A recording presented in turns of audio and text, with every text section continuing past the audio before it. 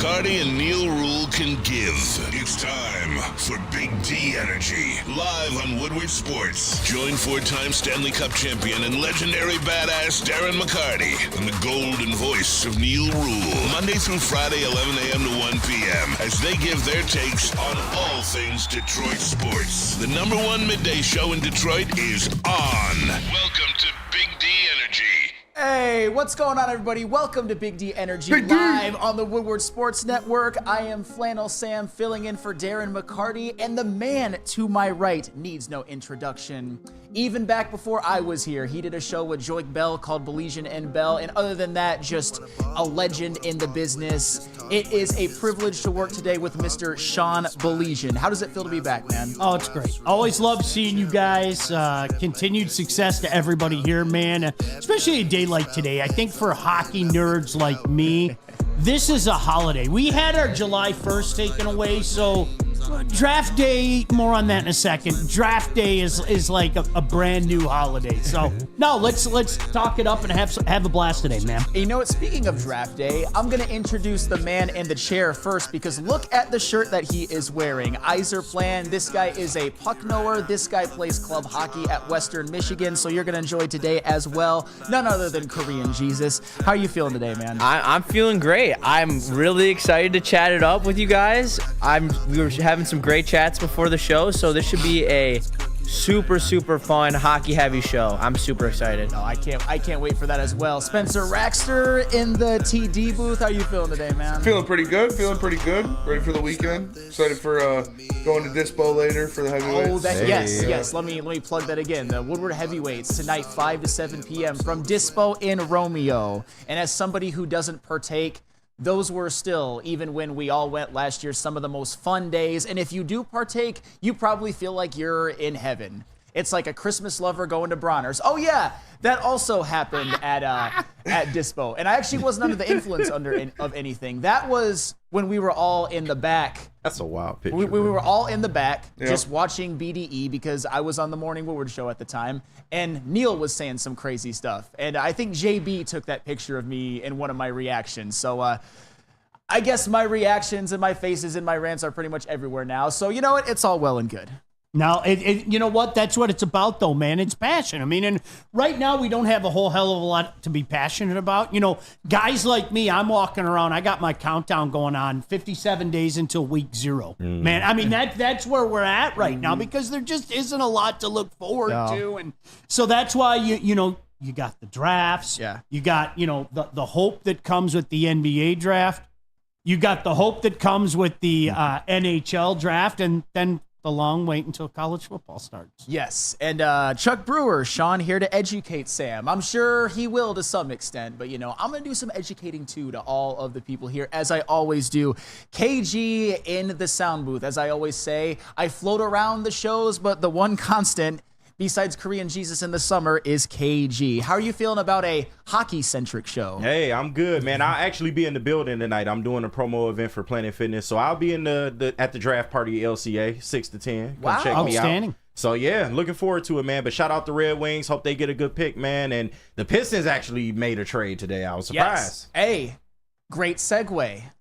And, you know, before we go to the trade, because obviously we don't see Sean Belizean around here very much anymore, and I'm curious to get your opinion. Ron Holland, 5th overall pick. What are your initial thoughts? What do you want me to say? Do you want me to lie? Okay, No, I'm going to lie. It's great. I love the plan. So let me get this straight, all right? Everybody and their brother knows this is a shooter's league. Yes. Okay? And you got a guy that can't shoot. You're speaking my language, Sean. Cool. You're speaking my language. Awesome. So much to be excited about. Here's the problem. Like honestly, I think a lot of people out there, Flannel, like you, like me, you're almost scared to say anything, because I know that there are a lot of Legoland people out there. Everything is awesome. You know, the reality is, honestly, this franchise has been a hamster on a wheel for far too long. And we celebrate like just little things, like getting the first pick overall, things like that. Forget about waiting to see if that guy turns into a true franchise player, but we celebrate little things. okay, I guess I have no choice but to hope on upside. I guess I have no choice but to hope that he develops a shot, et cetera, et cetera. But it's hard to get excited about the things that they're doing right now. Even the move today, it's hard to get excited about it. And to be fair, you're far from the only one who has had some issues with the Ron Holland pick. I mean, in the building yesterday, the reaction was mixed. The reaction on draft night was probably more negative, and I would say in the chat, it's kind of a mixed bag. And most of the criticism goes with his lack of shooting prowess in the G League. And obviously, he can develop, but you just never know. And you're right. I mean, I don't want to make it sound like all of Piston Nation is either for or against this, but I think you know what I'm saying. There are usual suspects out there that no matter what they do, they're going to say, this is it. Yeah. Why you got to be a hater? You know, it's always you're the hater, you're the problem, as opposed to the predicament that this franchise has found itself in for so many years now. No, and that's fair. I've seen this movie before with non-shooters being taken, and we'll just see. It's a different regime, so it's not quite the same, but it wasn't the move that I personally wanted to see them make. But yeah, as Sean was alluding to earlier, the Detroit Pistons, they made a trade earlier today that was pretty predictable, I would say, for the most part. They traded away Quentin Grimes in exchange for Tim Hardaway Jr., formerly of the Dallas Mavericks and formerly a Michigan Wolverine, and 3 second-round picks. That trade was pretty much done solely to, I would say, regain some assets. But you said that wasn't, your initial thoughts were just kind of like, whatever? No, because, I mean, at the end of the day, he's not going to be here long, right? No. I mean, we were contract. talking about it. We were talking with Kool-Aid and some of the guys around here. Listen, trade deadline, they'll jettison him out of here. You know, another, hey, thanks for coming. Guy can shoot a little bit. You know, in theory, it'd be fantastic if he stuck around. But at the end of it, he's not going to stick around. And again, it's the same thing. I get that you have to keep swinging. I do. Like, no disrespect. I get that you have to keep swinging. But, oh boy, another little lottery ticket, another little Willy Wonka ticket, you know, and woo, what will we get for this? And ooh, what could we get for these 3 second-round picks? I mean, that's where this franchise has been for so long now, man. Yeah, and the funny thing is, I don't think there was any franchise in all of NBA, except for maybe a few with the more expensive contracts, maybe like Ben Simmons, for example. But Tim Hardaway Jr. was obviously somebody that the Dallas Mavericks wanted off their books. I mean, he was out of the rotation for much of the playoffs, and he barely played in the finals while being someone with a skill set that I think the Dallas Mavericks could have used. That's how much in the doghouse that he was. And I want to initially get Spencer Raxter's opinion on that. I know you're going to break it down more on Woodward heavyweights. Just happened in the last hour. Initial thoughts on Tim Hardaway Jr. for Quentin Grimes and 3 assets. Yeah, it's more for the assets than it is Tim Hardaway Jr. Like you guys said, he's not going to be here very long. This is the last year of his deal. Maybe you can move him again to a team that wants his shooting and is making a playoff push. But you got the 3 second-round picks for him. Cool. Like, how valuable are second-round picks in today's NBA? So I guess you're just slowly building up that war chest because you don't really have anything right now. KG, what about you? How are you feeling initially with the Tim Hardaway? It was, I misspoke earlier. It was Quentin Grimes for Tim Hardaway Jr. Yeah, 3 second rounders. Yeah. But no, I mean, pretty much same as Spinny. We all know what the Tim Hardaway move is. He is a better shooter, so, you know, if he comes in, performs well, maybe you can dangle him as trade bait. But according to Kool-Aid, before the show, he said because of the new CBA, second-round picks are a little more valuable. So, like Spinny said, just building up the war chest, man. That seems to be what Trajan wants to do. He's even said as much in his press conferences. So maybe I'm a little bit of a nerd and looking into this a little bit too much. I was slightly upset that the Pistons had to package Quentin Grimes because let's throw those last 6 games that he played with the Pistons out the window. He is a career 37% three-point shooter. Yeah. However, Quentin Grimes is cheap. That's what it was all about. They're not going to do that deal without Quentin Grimes as a part of it. And Tim Hardaway Jr., he's going to be off the books after this year. Yeah, that's all there is to it. And while he's here, not that he's anything to write home about, he is a good shooter. He is a lifetime 36% three-point shooter and can give Cade some spacing, although it's not the biggest deal in the world. Spenny?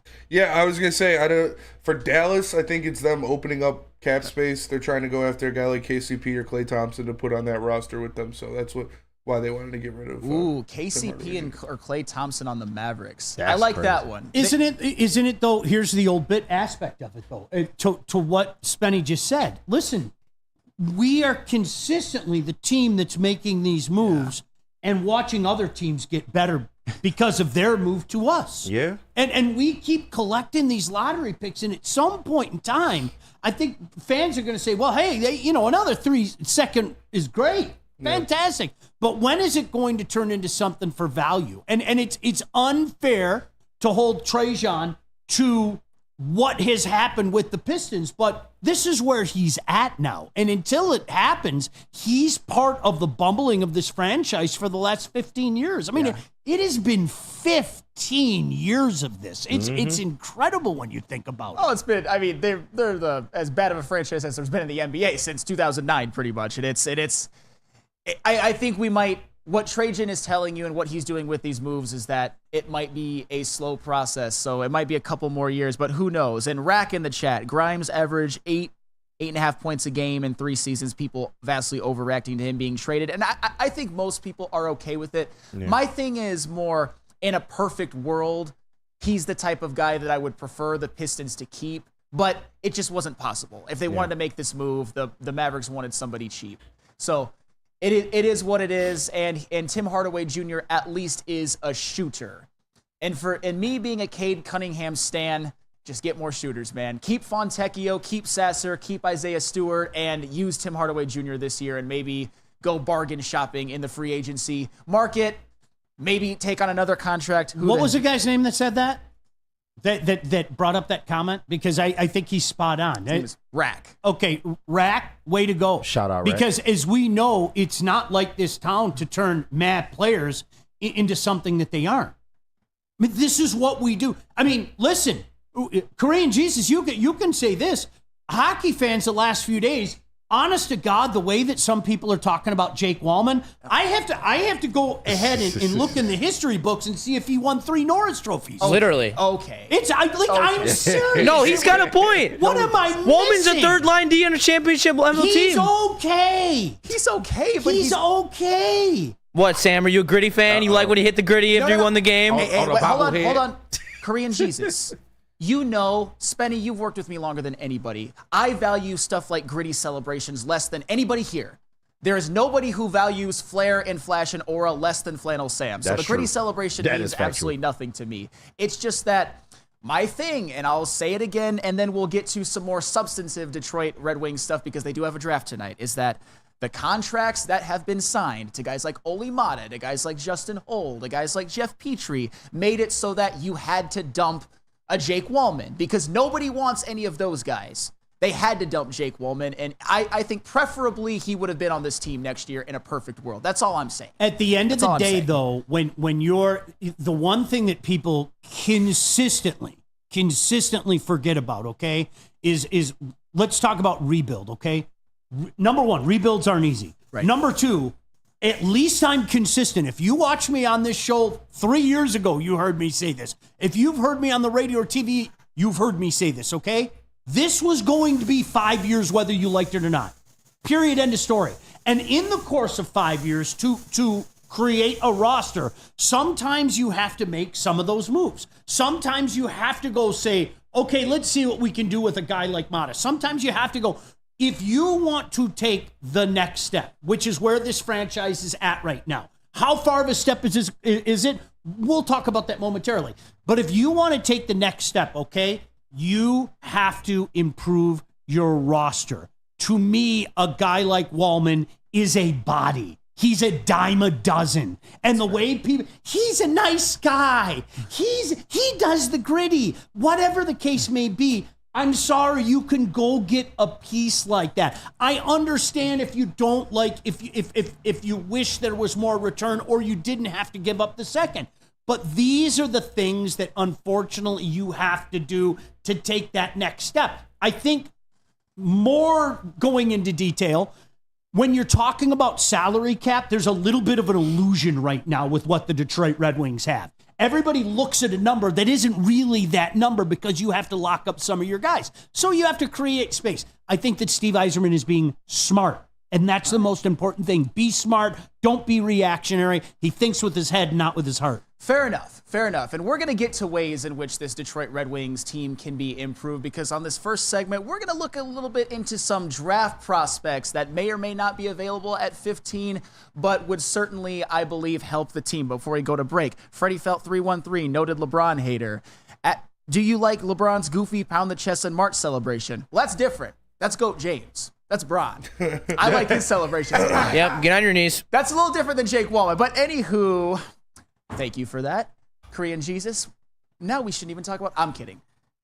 Have you ever been swallowed up? Thank you for that. Where will the heavyweights be tonight? There's no way to transition from that. Dispo Dispensary. Visit Dispo Dispensary today for deals too good to miss. Meet a team that curates an unbelievable atmosphere and shopping experience. Try the freshest inventory from Michigan's largest variety of products. Come through our stores or order on Dispo Dash today. And if you want to go meet the Woodward heavyweights, go out to the one in Romeo, Dispo Romeo, the Cannabis Mall from 5 to 7 p.m. And if you can't make it there, tune into their show. It's going to be a lot of fun. It's going to be more of a chill, laid-back atmosphere on a Friday show as well. And that is oftentimes when the heavyweights are at their best. Dispo Dispensary, disposhops.com, your local cannabis plug.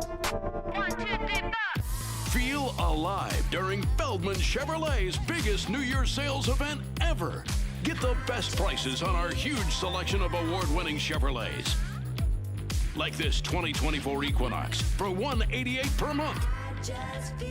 Or this 2024 Silverado for $268 per month. It's the New Year's sales event going on now at Feldman Chevrolet, Michigan's #1 Chevy dealer. Enough Detroit sports. Make sure you listen to Ermanni and Edwards with Maz next, 2 p.m. to 4 p.m. on the Woodward Sports Network.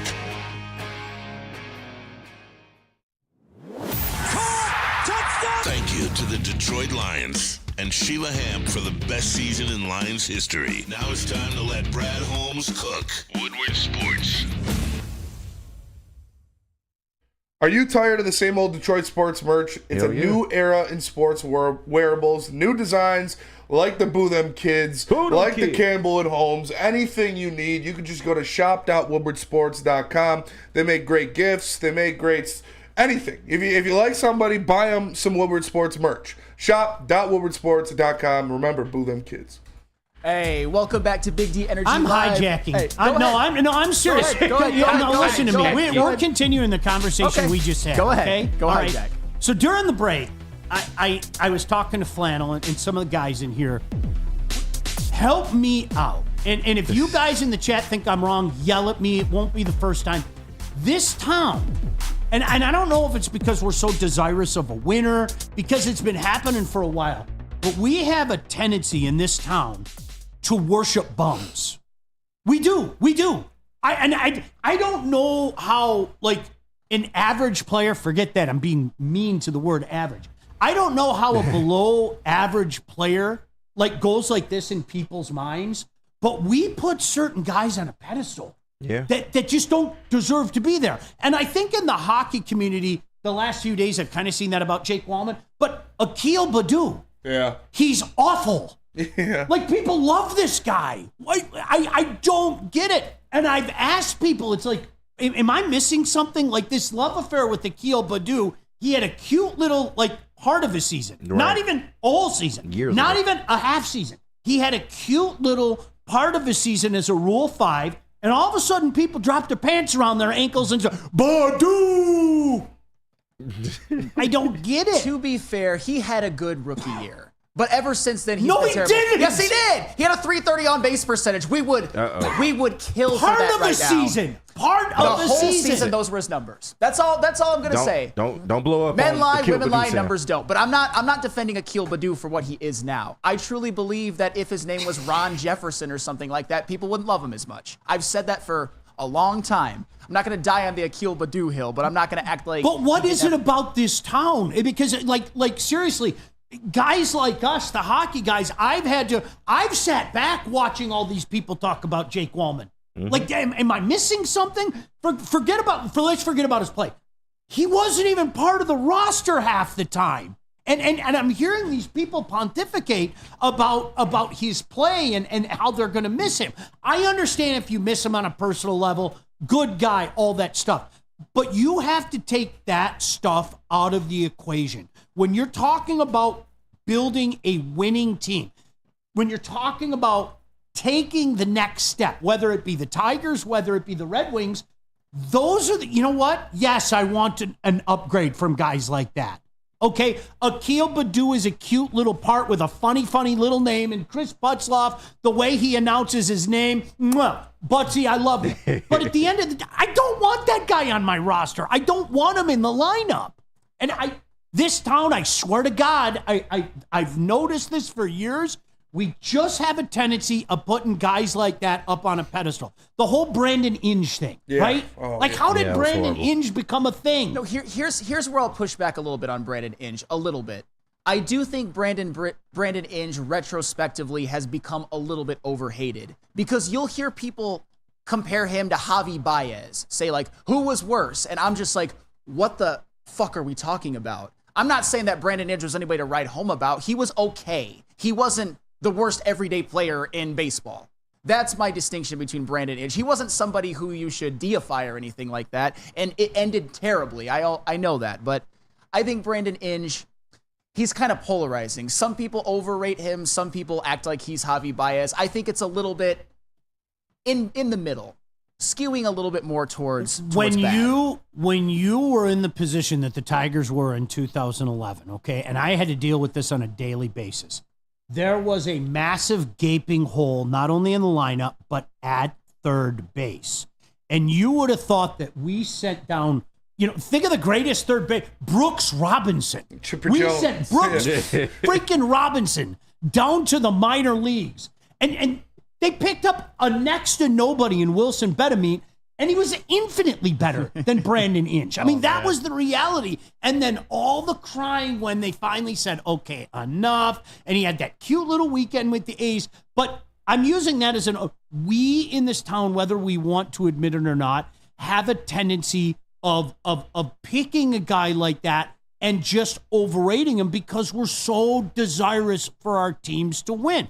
And thankfully, I'm not seeing that stuff happen with the Detroit Lions too much. I could be wrong, but I'm not seeing too much of that happen with the Detroit Lions because you have legitimate pieces all over that roster. And that's what Steve Yzerman's trying to do. And that's what Dave Dombrowski was trying to do, which the slander of Dave Dombrowski's name is another thing. Like one day I'm going to have to go off on a top like that. But that's the kind of stuff to me, guys, that drives me nuts. And so for the hockey guys out there, the last few days, I'm sitting back going, what am I missing? And is there tape on him that I didn't see? Did I miss a bunch of games in a row where he was freaking Bobby Orr out there? Like, come on, man. No, see, go ahead, Spenny. I was just gonna say I liked Wallman, but if getting rid of Jake Wallman frees you up cap space to re-sign Patrick Kane or go after a Stamkos or a Gunsel, that's better. That's better. That contributes to winning hockey games more than, oh, look at his gritty, it's so cool. No, it's you go after a guy that will actually score you 30 goals a season is more important than a feel-good guy. As much as I like Jake Wallman, he was a cool dude. He had some great moments in some game winners, but like Korean Jesus said, in a Stanley Cup team, which is what we're trying to build to, he is a third pairing defenseman. So it's not like he is Mr. Irreplaceable. 100%. And people miss out on the figures of the deal, where around the same contract that Wallman had that we got rid of will be around the same figure that we would sign Kane for. And you saw that with Joe Pavelski last season when he got a $3.5 million contract with $2.5 million of incentives. It's going to be something around there. They literally could have made that move just to re-sign Kane. And that's my point. Listen, again, if you follow the cap stuff, right? In theory, the Red Wings have a bunch of money, but you have to remember a lot of that money right now is earmarked to, we got it, Mo, Lucas, what's going to happen with Veleno, what's going to happen with Ghost. A lot of that money is already spent and we don't even know it. Exactly. Okay? So now you give yourself a little more wiggle room. and I know that everybody and their brother, would Stevie got up his sleeve? Nothing. I'm telling you right now. No, there's nothing, because the problem with July 1 now is it was a national holiday not that long ago.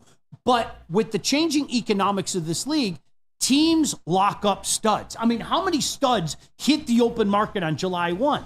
It doesn't happen. It's good to get pieces. We're going to upgrade our team here. We're going to upgrade our team there. Rank and file type of players, and it does great for the rank and file type of players because you're raising the margin as well. But in terms of going out and getting a stud, it doesn't work that way anymore, and it hasn't worked that way for a while. You're giving yourself some wiggle room to not only allow some of these young players more of an opportunity to move up in your top 4, but let's see what we can do about getting Patty Kane back here, or whatever the case may be.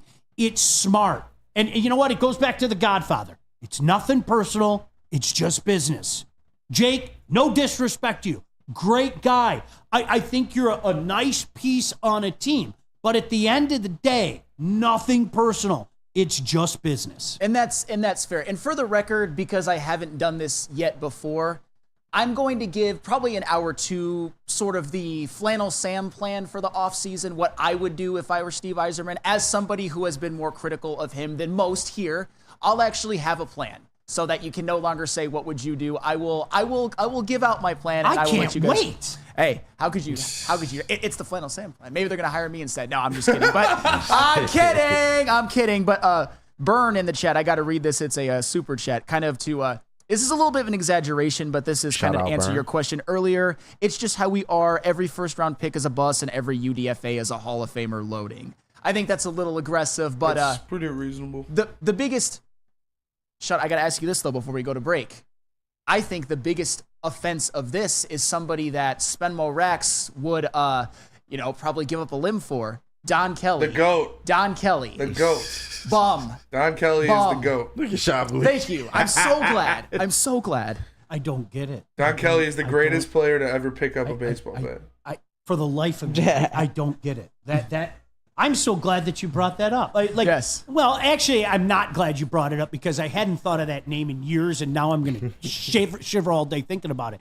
And you watch, there'll be people that kill us for how dare you take the name of Don Kelly in vain. Don Kelly's the GOAT. It doesn't make sense to me, man. It don't make sense to me. No, he's terrible. He's terrible. He's a 24. What are you talking about? Yes, exactly. He's a 24. Why are we talking about him? And what is he doing in my lineup in an ALCS?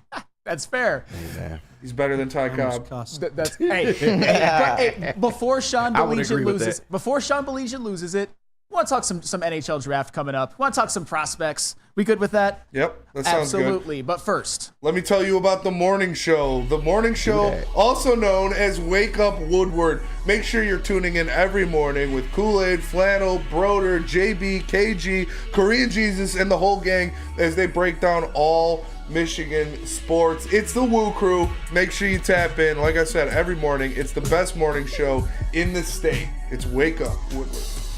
Come to any Lady Jane's Haircuts for Men and claim your throne for a king's treatment from one of our talented stylists. Open 7 days a week. Walk in anytime. Just get to a Lady Jane's today and receive a precision haircut, scalp massage, hot lather neck shave, and a hot towel treatment. A haircut should not be a chore. It should be an experience. And that's exactly what Lady Jane's has to offer. Open 7 days a week. Walk-ins are always welcome. There's always a location near you. Lady Jane's Haircuts for Men. It's wicked awesome. Love Woodward Sports? Love wearing clothes? Then you should be wearing Woodward Sports clothes. Check out our full line of merch at woodwardsports.com. Just click on shop. We have all your favorite designs, like Dan Campbell kneecaps, Woodward Golf, and of course, our own logoed out merchandise. Men, women, infants, kids all love Woodward Sports. Impress your friends. Impress your boss. Impress your dog. Buy Woodward Sports merch today.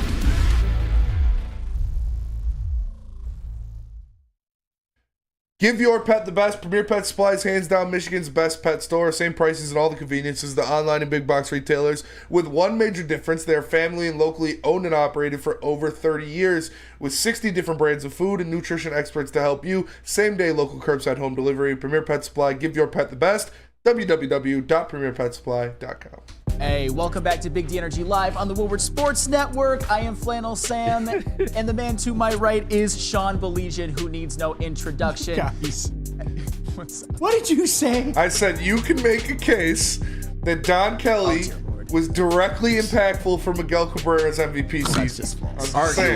Argue it right now. I'm just saying. I'm not going to argue it. Yeah, no you way. can. I can't. Sometimes you just wave that white flag, Yeah, man. I'm done. I'm done. Before we get to draft talk, I got to answer a question from Broder in the chat. He asked me who my favorite role player of all time was in any sport. Oh, that's a good question. I don't know if I have a favorite role player. You don't like role Mine is Darren players? Helm. That's fair. But if I were to give kind of like a Hall of Fame of role players, they'd both be in the NBA. Robert Horry and Danny Green. Those to me are like the ultimate role player. Both type Lakers. guys. Danny Green. Boo. I like what you said about Helm because I think there's no substitute for speed. And the speed guy, the guy that can fly and maybe doesn't put up the numbers, but it just creates so many Chaos. problems, and especially you get a guy like that on the forecheck, you get him behind the net, beating somebody to the puck. I don't mind guys like that. A lot of times people, what does that guy do? You can't measure the speed and how it affects the game. So I'm with you. I mean, give me a good speed guy in hockey and you're really, you're creating some problems there, I'll tell you what, one of my favorite role players, other than obviously Donnie Kelly's number one. Yeah. But Yuri Hoodler. I loved Yuri Hoodler. That's a valid one. Good two-way. I just loved Good two-way. Yuri Hoodler. He's a great two-way guy, good on the PK, was that hard-nosed dude. He'd give you a timely goal every now and then. I loved Yuri Hoodler. And Darren Helm's value on the PK was never held short. Shout out to Let's Go Red Wings Party for pointing that out. That's actually why I fell in love with Darren Helm, and he's one of my favorite Red Wings of all time. Hey, fly. Still can fly. I saw him in an alumni game. We're doing this alumni series thing. My man can still fly. It's amazing, Yes. I mean, hey, listen, Chris Draper. I mean, let's be honest. I mean, I remember people used to rip the hands of Draper. Remember that was a thing? Mm-hmm. You don't got Chris Draper because of his hands, man. You got him for a lot of the intangibles and his heat and everything. And Hockey IQ, toughness. McCarty might slug you. He hears you talking disrespectful about Drapes, right? Oh, 100%. So, a guy like that almost that's what choked you out want. Flannel. That's what you want. We'll move on from that. So the whole Lafreniere incident. Hey, Ramon Santiago. Yeah. I like the Ramon Santiago. Oh, yeah. That's a good pull. Omar Infante, another one. Austin Jackson. My would little be mine, lighthouse. but- I loved Omar. I like that. Think about that deal though. I know. Sorry, Flannel. Flannel's going to yell at me. No, the whole prospects thing, right? I know we're planning to get to that. Okay. People lost their minds when the Tigers made that deal in the summer of 2012. Okay, they gave up Rob Brantley and six-tool Jacob Turner. You can't give up Jacob Turner. He's going to win 15 Cy Youngs, and people moan and cry. You got Anibal Sanchez and Omar Infante. Mm-hmm. Honest to God, the Tigers win that deal if they just got Omar Infante for those two bums. I mean, that's how good of a deal Dave Dombrowski made. It's insane. the only thing I will ask is, how does one love Omar Infante? Like is fine, but love. No, Omar Infante was a guy that when you plugged him in, and if you look at his numbers, this was a guy that produced. You didn't want him every day, but since the title was, utility players, guys that aren't everyday players, I'll take him over half the bums we mentioned, that's for sure. I think his numbers would support it. Yep. And you know what? While we're here, while you mentioned the Tigers, you have some thoughts on a potential Tarek Skubal trade or not. I will just take it away, Sean Beligian. I don't understand how people in this town, and honest to goodness, and not everybody, I don't want to make a blanket statement, okay? But the Tigers finally, after all these can't miss prospects and just wait until you see this guy and that guy, and we all know the names, okay? We had to live with these names. Christian Stewart and Daz and all these little magical, mythical prospect names, okay? After everything that we lived through with the Vila era. And we'll go back, Sam, to what we were just talking about with the Dombrowski era. You can't trade Cameron Maben. You can't trade Jacob Turner. You can't trade Rob Brantley, Casper Wells. All these surely can't miss guys. After all this prospect madness, we finally have one singular, mind you, one bona fide stud. And I don't think there's anybody out there who would deny that Tarek Skubal is a stud, okay? Mm-hmm. After all of that, one bona fide stud.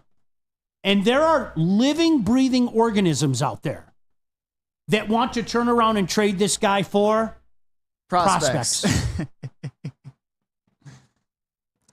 Like, stop. Listen to yourself. Forget listening to me. Go back and look at how this franchise and prospects, it hasn't been a good pairing. And Dombrowski got killed because he annihilated the Tigers system. But you know what he did? He got knowns. He got knowns in return. You know what you do with a guy like Flaherty? You pray he doesn't have more outings like last night, and you turn around and you flip that for prospects. And you hope that maybe, just maybe, one of those prospects come to fruition. You don't trade the one known. Seriously, and tell me I'm wrong.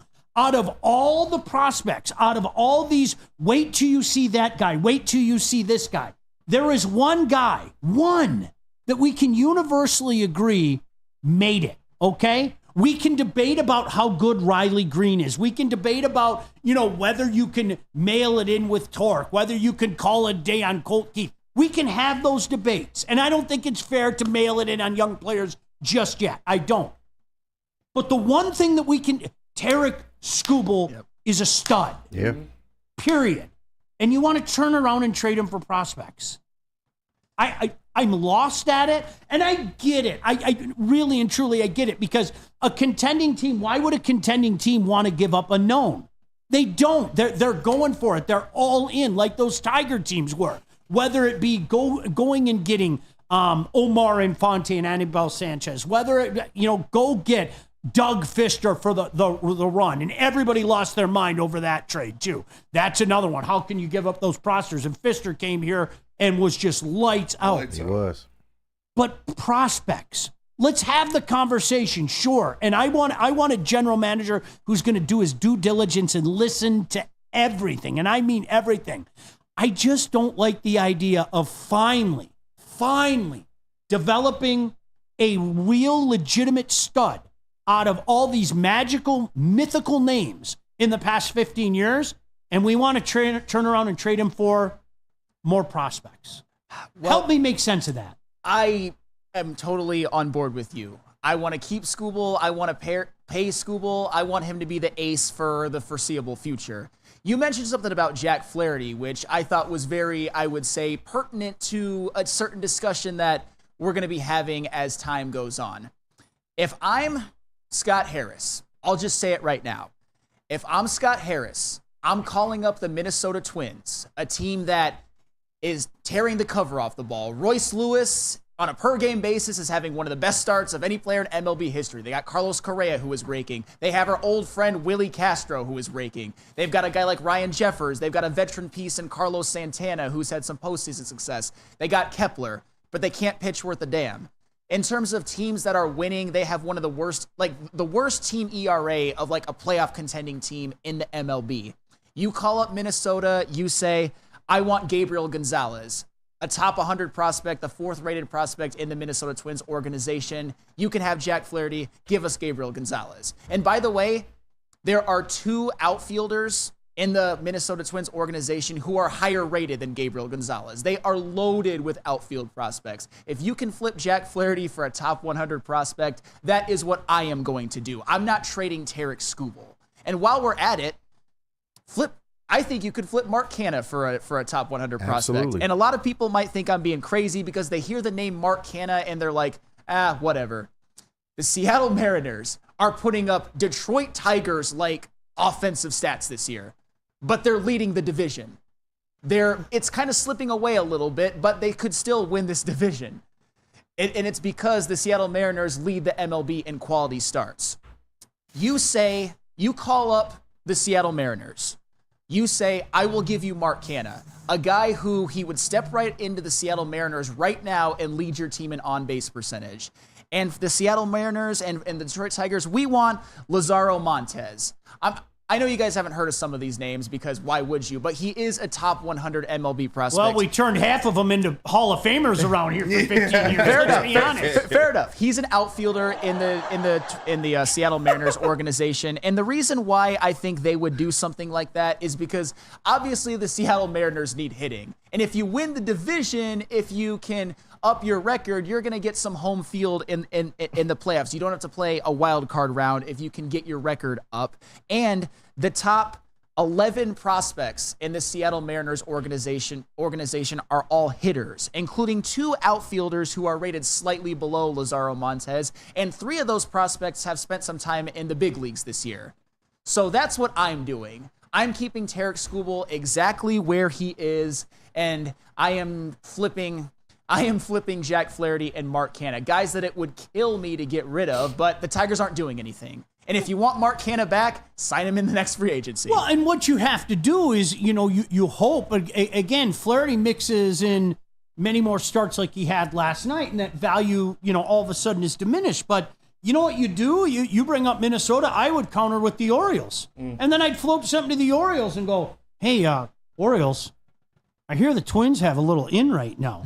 The Twins have an in. And that's another team that's loaded with prospects. You going to tell me the Orioles couldn't use an arm like the good Flaherty? I mean, the best thing that you could hope for. But, I mean, you know the point. And unfortunately, we're at this age where, yes, as Tiger fans, we have been burned by Bo Burrows and Christian Stewart and Daz and Jamar and Franklin and Funkhauser and De La Cruz, all these names that just people were pontificating about. And you're sitting there going, have you looked up anything they're doing? Have you ever seen those guys? But these were names that the previous regime were selling and putting cute little Detroit root hashtags on because don't worry, guys. We got something special. When's it coming? It's coming 2-3 years from now. Well, we saw what happened. And so now it's almost like start over. So I don't want anybody to misconstrue. I get it.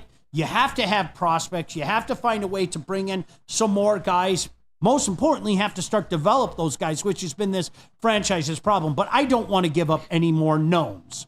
Tarik Skubal is a known for prospects. Yeah. I agree with you. If you can do it with Mark Canha, if you can do it with Flaherty, I think there's going to be a good market for Flaherty. Even with his ups and downs, I think he's shown enough that makes me say, if I'm a contender, I kind of want that guy. Yes, that guy might be a good number 3 to help push us down the stretch. I think the reason with Flaherty, too, is it's not just what he's done this year. It's the fact that there's been some ups and downs, and unfortunately last night wasn't his best performance, but overall he's been damn good, and he showed that dynamic swing and miss ability this year. He's looked like the pitcher that he was in St. Louis when he was a legitimate Cy Young candidate, and a lot of us didn't know if he would be able to get that back, and I believe that he has, or at least he has showed that for the first part of this season. And those are the type of things that tantalize contending teams, especially contending teams that can't pitch worth a damn. Before we go to break, I agree with you guys wholeheartedly. Like, you can't pass up Skubal. You can't get rid of him. And you're saying he's a known, Sean, and I don't think enough people really understand how much of a known he is. Like, he is a top 3 athlete in Detroit sports right now. Like, he is up there with Penei Sewell and Amon-Ra St. Brown as one of the best athletes in the city right now. So you can't get. Do you know what his problem was? And I think to your point, what his problem was is when he caught fire the last couple months of last year, a lot of people checked out. Yeah. And let's be honest, by that time, everybody had lion fever, right? Yeah. He was already, having 5 worship services a day from Mahomes, and people checked out. People checked out on the Tigers, right? People checked out on the Tigers, and in the meantime, the last month and a half in the season, Tarik Skubal's going, "Hey guys, I'm one of the best pitchers in baseball. Forget about the Detroit Tigers. Forget about this division. I'm one of the best pitchers in baseball." And all he's done is continue it through the first half of this year. So I couldn't agree with you more. Right now, he is one of the best commodities in this town. And he just made that Philadelphia Phillies lineup look silly. And that is dumb as hell. It's impressive. Not easy. That might have been the best single game pitched against the Phillies this year. And it didn't hurt that the guy who he was dueling, although not directly, was a Ranger Suarez who might win the Cy Young and the NL. That was must-see TV, and you don't get that a lot from the Tigers nowadays. But do you know what else is must-do? Haircut at Lady Jane's, of course. Some people in the chat should say I should get one now. We shall see. Awesome is when a guy can be a guy and get an amazing haircut. That's Lady Jane's Haircuts for Men. Stop in and sit back and relax and let one of Lady Jane's talented stylists make you look and feel great. Lady Jane's, walk in anytime 7 days a week. It's wicked awesome. Braylon Edwards here, Premier Pet Supply. Man, just looking around, who's got it better than pets?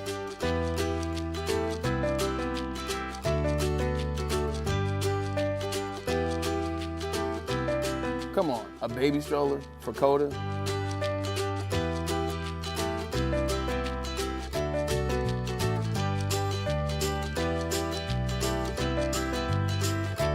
A chef for Lola, really?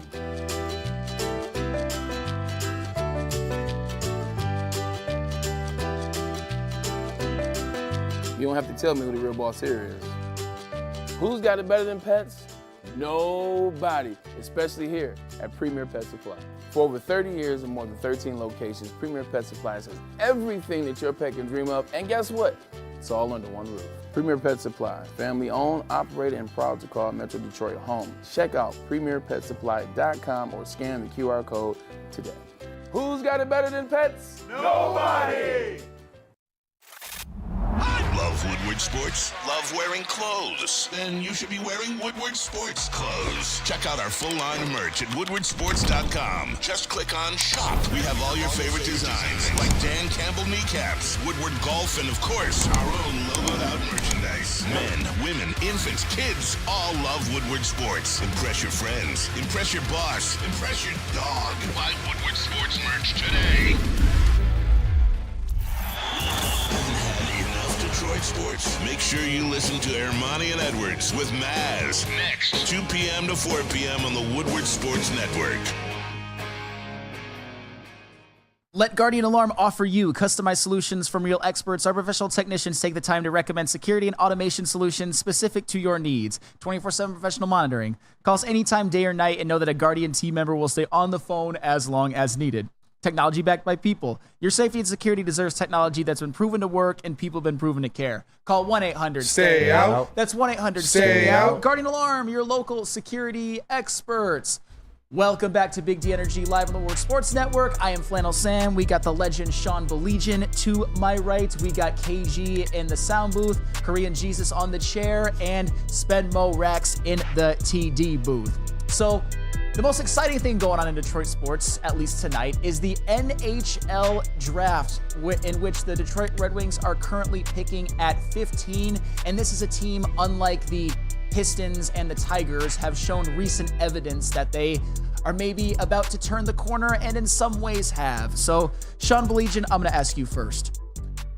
What would you like to see them do? Like, you could name a prospect, you could name a direction. Take it any way that you want. What would you like to see from the Red Wings in this draft? I know the last thing in the world that people want to hear in this town, and maybe the Lions and their maturation has made things easier, but the last thing that people want to hear in this town is the word patience. Mm-hmm. Seriously, right? Yeah. Big facts. The Tigers, the Pistons, in a certain regard, the Red Wings.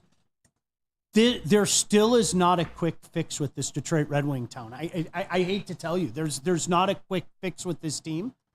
Steve Yzerman was correct. Day one, this was going to take time. This is a process. These are not Steve Yzerman's words. They're not even my words. I talked to two different NHL general managers about the undertaking that Steve Yzerman was about to take when he was hired in April 19, 2019. Rebuilds take 5 years. 5 years to get to the point where, okay, now we can start to have some conversations about legitimacy. And when I use the word legitimacy, I'm not talking about Florida Panther legitimacy. I'm talking about maybe we can get in. Let's see what happens when we can get in, okay? Unfortunately, right now for the Red Wings, there are pieces that aren't quite ready yet. Okay, everybody talks about the goaltending. Well, they're going to need a goaltender in the next year or two, okay? Because at the end of the day, they're not going to hand the reins to Sebastian. And Trey, who I think is the number one goaltender in the system now, Trey Augustine up at Michigan State. No bias. I'm just telling you, I think he's the number one prospect right now. He's got at least another year at Michigan State, and then probably another year after that until he grows into the role. So right now, I know people don't want to hear it. I know especially you don't want to hear it. But I think patience is needed when you're talking with these young players. There's a proven path, a proven general manager that has shown he can develop some guys. Remember, I think it's completely unfair to compare Tampa's Steve Yzerman to Detroit's Steve Yzerman. You are not starting at the same starting point. There was not a Steven Stamkos waiting for him. There was not a Victor Hedman waiting for him in Detroit. The starting point was much, much lower. So with that being said, you know what? Continue to go out and get quality players. Continue to go out and get pieces that you feel you can develop. Look, there's some work to be done, just in my mind, to make them a bona fide playoff team next year. But the path, you have to be patient. And I know you don't want to hear it. And I'm waiting for him to start yelling at me. I swear. But I think, honestly, I think the hockey rebuild is totally different. The clock in my mind starts for Steve Yzerman now. The 5 years don't even count. The clock starts now. Don't do it, Sam. That's the way it is, man. So he's in year 1 coming up. As far as I'm concerned, yes. Because, and again, don't take my words for it. Sam just flipped it here. Two general managers in the National Hockey League at varying points in this told me off the record, it's a 5-year process, and fans don't get that. Fair. Sam, pace yourself. So let me give you a path, because I found a path that I love when it comes to the goaltending and how to kind of bridge in order to get to your young goalies, because you saw with the Osgoods, the Hosiks, and as they like to bring in a goalie to mentor the young goalies, and I think that's critical. So how do you feel about John Gibson from Anaheim? He's on a 3-year deal, $6 million, and he fits and we're already linked to him. We are the one team that seems to be heavily linked to Anaheim that I have researched. You know, again, if you look at what Steve does, he put a circle around his guy, Andrei Vasilevsky, years previous, right? You have to catch fire with the guy. And I think he caught fire with Ben Bishop. He saw something in Ben Bishop that not a lot of other guys saw. And that success hadn't been there. And they nearly won a Stanley Cup with Ben Bishop, if we're being honest. And even early in his tenure, Dwayne, remember Rolo the Golo? Dwayne Rolison took them on an incredible run as well. So you have to find that guy. And I think the last couple of years, that's what he did. Okay, could Lyon play the role of that guy? Well, we all knew what Lyon's limitations were, right or wrong, okay? This was a guy that would give you a lot for a while, but he's not the guy that's going to shoulder the heavy workload. You saw it in Florida, and I think you saw it last year. You could have made the argument in maybe January of last year that he was the MVP of the Detroit Red Wings, honestly. 100%. And I think the same thing with Husso. I think if you find that guy that's a fit, that's that bridge until the man gets here, sometimes that bridge can be a hell of a lot better than anybody expected. I agree with a lot of what you said, but I don't think there's any world where Lyon was an MVP of the team at any point. He was January, good. He was good. He was good. He was very, very good. But I'd still probably say Dylan Larkin. With the way that defense score was playing, he bailed them out so many nights. Our defense was horrendous. It was horrible. Now, when the bottom dropped out on that guy, the same thing happened in Florida. He's not a number one guy, but at one point in time in the season, there's no doubt in my mind he was the MVP of the team. I stand by that, no problem. All right, fine. We can. I would still say Larkin, but that's all well and good. I'm not looking to look into. And Larkin's valid. Two things can be true. Yeah. All right, keep the blood pressure down. I'm fine. I am happy right now because Korean Jesus. Before we go to break, there are a couple of prospects that you have been breaking down at a lot on Wake Up Woodward, and I want you to kind of introduce us to some of them now that may be realistic at 15? You can start with a couple of them. Yep, I got you. Well, I'm just going to ask Sean. Sean, does anyone on this board light up to you that you'd like for me to talk about? There are a few guys that I like. I'm telling you what, right now, the kid at number 3 is going to be a stud. Yeah. Caden Lindstrom, I absolutely love him. Obviously, for me, I've seen the NTDP guys. I was fortunate to do their work or work for them for a few years, and I go to a bunch of games.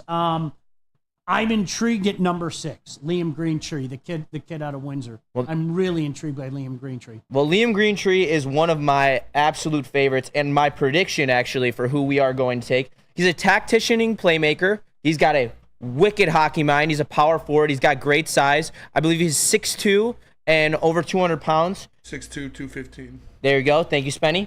Greentree navigates his way around opponents with a series of look-offs, give-and-goes, and sophisticated delay games that allows him to problem solve by his way around numbers off the rush. He's constantly scanning, registering his options and obstacles that would keep him from giving them the puck. He had 90 points in 64 games with 36 goals and 54 assists, and he would be a prototypical NHL forward in this day and age where you've seen the Panthers built their team off physicality and size, and that was the key to them winning the Stanley Cup. So, and you think that's your prediction for who the Red Wings are going to pick? Yes. Awesome. Well, let's continue this when we get back so we can break down a couple of more, but I'm glad that you got that out there first.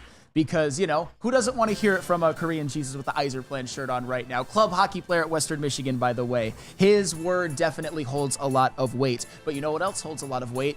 Insurance at Swiss.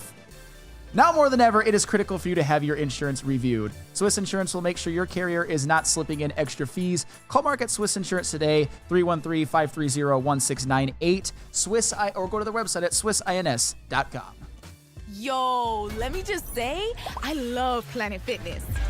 Trying out Planet Fitness and dang, they got lots of equipment. Not me getting a Planet Fitness membership just for the 24-hour perk. Listen, the PF Black Card is worth every penny for this hydro massage. I'm a new man. Did y'all know that the PF app has workouts you can do at home? Cheapest therapy I can find is Planet Fitness. All the benefits, all for less. Planet Fitness, big fitness energy for all.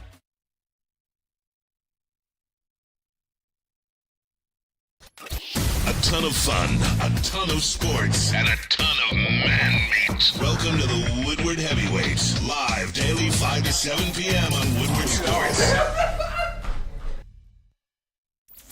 Is that an octopus in your pants, or are you just happy to see me? See what I did there? Go Red Wings! From Octopi Experts, Woodward Sports.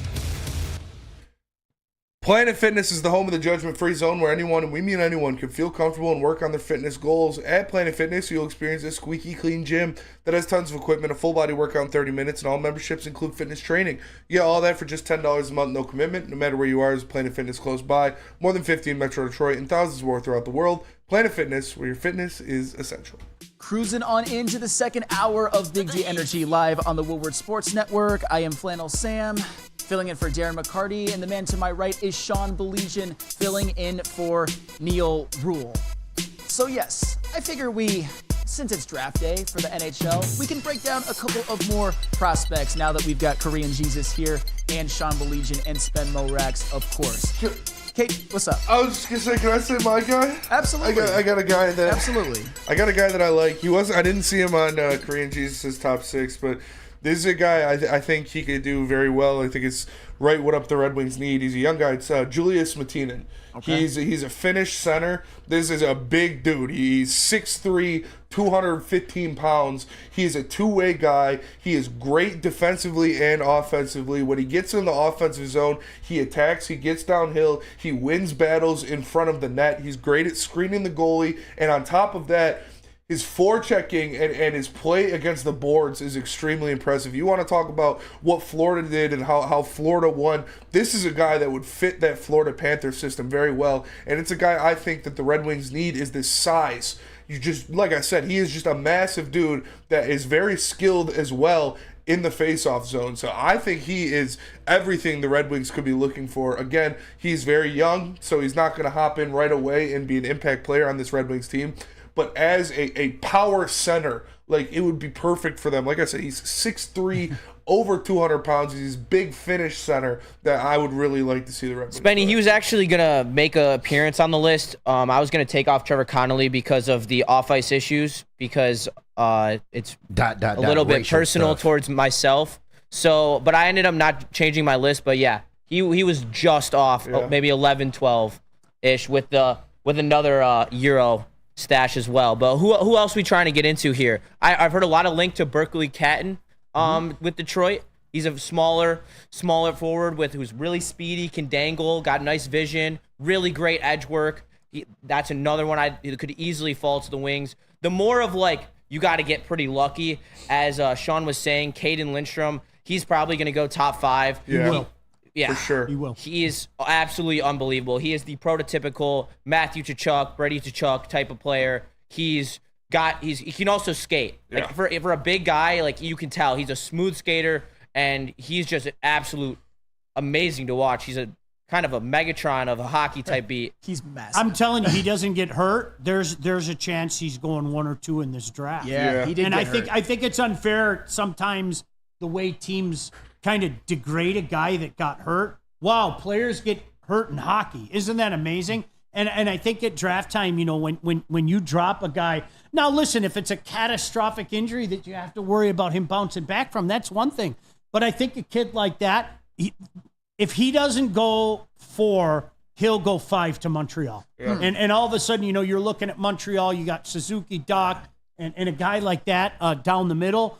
Because I'm telling you guys, and you know this division is going to do a flip real soon. Oh yeah, you're gonna see it go from the downside to the upside. You're gonna see Boston and Toronto and Tampa keep going like this, right? They're all aging, and all of a sudden you see Buffalo with all they have, Montreal with all they have, Detroit with all they have, even Ottawa. I know there's some poison in Ottawa's water but boy, they've got just so much talent. So I think this division is going to see a flip real soon. I think a couple of the NTDP guys are fits at 15. The problem with this, and KJ can speak to this for sure, is I think there is a group of guys from 10 to 20 that you can throw a name out there. You could suggest this name or that name, but you have no idea where they're going to go. And then you always have those quote-unquote late risers. Like there's a Teddy Stiga from the NTDP is a guy that's probably going to go higher than some people thought. I think people are sleeping on Lane Hudson's little brother, Cole Hudson. Lane Hudson, everybody went nuts about him, going and playing college hockey and then jumping to Montreal at the end of the season.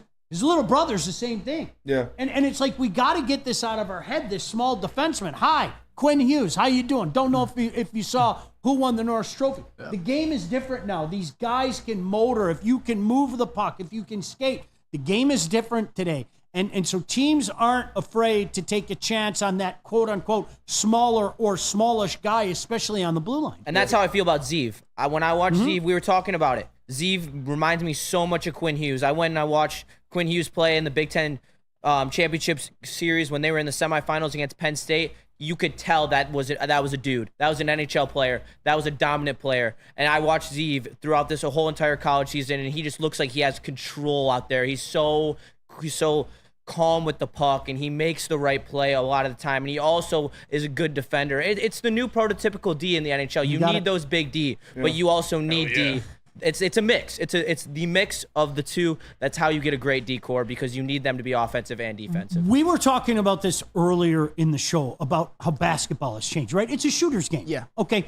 Hockey has changed, like right in front of our eyes, whether people want to admit it or not. I don't care. It's inconsequential. You need that guy on the blue line that can move the puck, that can make that first pass, that can rush out and be a threat out of your own end. And 20 years ago, it was all about, let's get those big bodies out there. Let's get that 6'2", 205, 215 and things. And I think that there was disrespect to the smaller player. The way the game is now, a guy who's 5'8", 5'9", $170, $175. He can thrive in today's game. Whereas 20 years ago, a guy like that might not get the opportunity that he's going to get today. I think especially on the blue line. So, that's where we're at in this game. Can this guy's motor help be a part? And I think that's one of the things that the Red Wings should look into. And now, granted, there are a couple really nice pieces that, we already know what Mo Seider is. Well, what more can he be? Obviously, I think we're all excited. In my opinion, Evanson was better and more further along than I expected. Yep. So at the end of the day, yeah, you know what? You add another piece like that, we'll see what happens. But it's coming together not as quickly as you want. I get that. I acknowledge that. But there are pieces, and the key now is to get more of those pieces. Oh, there's pieces galore. And I want to ask you, Justin, is Zeev Buium, is he realistic at 15? Because in a lot of ways, with like last season, it wasn't just that he put up good offensive numbers in college. If you have more than a point a game as a college defenseman, that's the unicorn type stuff. And as you guys said, he's not the biggest, he's not the most physical, but he makes the right play. He's offensively as skilled as they come. Defensively, he's kind of more of that tactician. He breaks up passes. He kind of gets his stick in the way. He's the Quinn Hughes archetype. At least that's how I see him when I watch his film. So you do think that's realistic at 15? I think it's realistic. I've seen him mocked anywhere from 5 to like 16 or 18. Everything fluctuates, but to guarantee that you get him, you probably have to move up to 10. Yeah. Okay. If you move up to 10, you give up something small for it. I think you could 100% move up to Zeev for maybe a sweetener draft pick. And I don't think that that's too far-fetched to say. I mean, our system down there is loaded. I don't see the reason why giving away like a smaller conditional pick from a later round wouldn't be a big deal to move up to get a guy who could be this effective for your roster. Absolutely. Absolutely. Go ahead. I was just going to say how I'm looking at this draft is like, I like our defensive prospects that we got. Obviously, Evanson came up. I think he's going to be a stud. You've got Wallander and Johansson, who I think are right on the precipice of being NHL guys. And then ASP is probably my favorite prospect that we have in our system. So I was looking at these like bigger forwards that I would like to see them go after. Like, obviously, I mentioned the Julius Matanen, but Adam Jayko is another guy. He's this Czech kid. He's 18 years old. He's 6'5", 200 pounds, and he skates he doesn't skate like he's 6'5". Like, I was watching this kid's tape, and he gets up and down the ice fluidly. It's impressive to watch him out there. He has a wrist shot that'll take the top off of a goalie's head. Like, it is impressive to watch this kid out there. I think he's an 18-year-old kid, so he's another stash guy, but I want one of these big forwards. This guy's a right wing. He's a right-handed shot. Again, 6'5", can move up and down the ice, gets into the fast breaks and different things like that without looking awkward or gumpy like most of these big forwards do. And I would just love to see them go after one of these giants he got around 15. That's a nice archetype that I'm looking for sure. I can see that. I think a player like that would fit in well with the team. Justin, he's on this list as well. Tell me a little bit more about Tej Iginla. About Tej Iginla. So obviously Jerome Iginla's son. Yes. So he has pedigree, and I think that has to play a factor because Jerome Iginla was such a high IQ player in this league for so long. So there has to be some trickle-down effect, per se, on his son. He put up great numbers in the WHL, 84 points in 64 games with 47 goals and 37 assists. He is a sniper with a really nice low-key playmaking game. I wouldn't say that it pops off the screen in that aspect, but he enters the boards hard. He makes plays on the wall. He does the little things, and I think he's just a very impressive all-around prospect for you to add a nice forward that can score a little, pass a little, and play in the corners. Let me ask you this, and I'm kind of taking a little bit of a shot at one of the guys that we have now that I'm not quite as high on as some. When I look at Tej Iginla film, when I look at his numbers, he kind of strikes me a little bit as the anti-DeBrincat winger. A little bit more physical. I think DeBrincat's soft. I'm not saying that he can't be on this team, but I think he's soft. I got something there. I got something right here for you. Flannel. Yes. If he's not the first into the puck, he is a very elite stick lifter who can take the puck off anyone on the boards. Yes. And that is exactly what DeBrincat can't do. So what you were saying is 100% correct. He would be a great opposite for DeBrincat. And that's what I mean. I'm not saying ship DeBrincat out of town. I'm just saying a guy like TJ Ginla, that's what intrigues me about him. And for a little bit of full disclosure, me and Korean Jesus kind of compared. Well, he gave me some things to look for, and I did a ton of film study on these guys. And TJ Ginla, it's the physicality. I think he projects to be a better passer and playmaker than DeBrincat. He doesn't need a facilitator. Yeah. I think DeBrincat is a guy that needs a facilitator. Yes. He's a guy that can get him the puck. There's nothing wrong with that. He's a natural scorer. I mean, what that kid does. You got to remember, there's a kid. I saw him from the time he was 16 years old. I saw him when he was with Erie. And I mean, you saw what happens when you put the guy with somebody that can get him the puck. And, he filled the net. Ginla is not the type that needs a facilitator. He's going to evoke his will. There's no doubt about that. He's another guy, I got to be honest with you. I'd be stunned if he doesn't go top 10. Me too. I think because of his name and because of the legacy, you're absolutely right. You see it at all levels. When I was working in the OHL, when I was working in the NTDP, your last name counts for something, and it's going to open doors that maybe it shouldn't open sometimes. But eventually, when you get to this league, you have to be able to play. If you're going to get an opportunity in the National League, you're going to have to play. And certainly this is a kid that can play. Yeah, and we mentioned a lot of these guys up there, and we have. And the question is with them is, are they going to be available or not? So for me, if you get, and I'll just give you a quick synopsis. If you get either Zeev Buium, Cole Yzerman, Caden Lindstrom, or TJ Ginla, I'm doing backflips off this desk. I think you win the draft 100%. I don't know if any of those guys fall, though. That's my point. I'm about to mention another name later that I think will fall. Zeev Buium, you got the Quinn Hughes archetype. With Cole Yzerman, it's like goals, goals, goals, and more goals. More than a goal per game. Not a point per game, more than a goal per game at the level before. Caden Lindstrom, he's that big physical. I love Caden Lindstrom. Big physical two-way I'd center. trade up for him. Yeah, hey, I probably would too. Top 5. And then TJ Ginla, who we just kind of broke down, that physical two-way wing. And the Ski Mask Boy mentioned it in the chat, and that's why I'm going to mention it. If there's sort of this off-the-radar prospect that I know will fall that I would be happy with, Sasha Boisvert. Shout out Ski Mask Boy. You mentioned him. I didn't think anybody did. A tall center, not as big as like a Caden Lindstrom, but he's physical, he's two-way, he's skilled. He's got that NHL speed when you watch him skate. The one thing that some of the scouts, I didn't necessarily see it, but it's hard to project when you just watch film. They question his ability to score at the NHL level at the rate that he did back in, he was in the USHL. I understand that, but that's why he's the one who's more realistic than those who I consider would be unicorn picks at 15. When we come back, do you guys want to hear the flannel offseason plan for the Detroit Red Wings? Yeah, absolutely. Before I can't you wait. do that, Go let ahead. me just say one more thing. Go ahead. The most realistic on those boards to fall all the way to 15 without a move is Berkeley Catton and Liam Greentree. Okay. For sure. And I want to jump on what you said. I think Greentree isn't getting enough credit. I know people talk about his skating.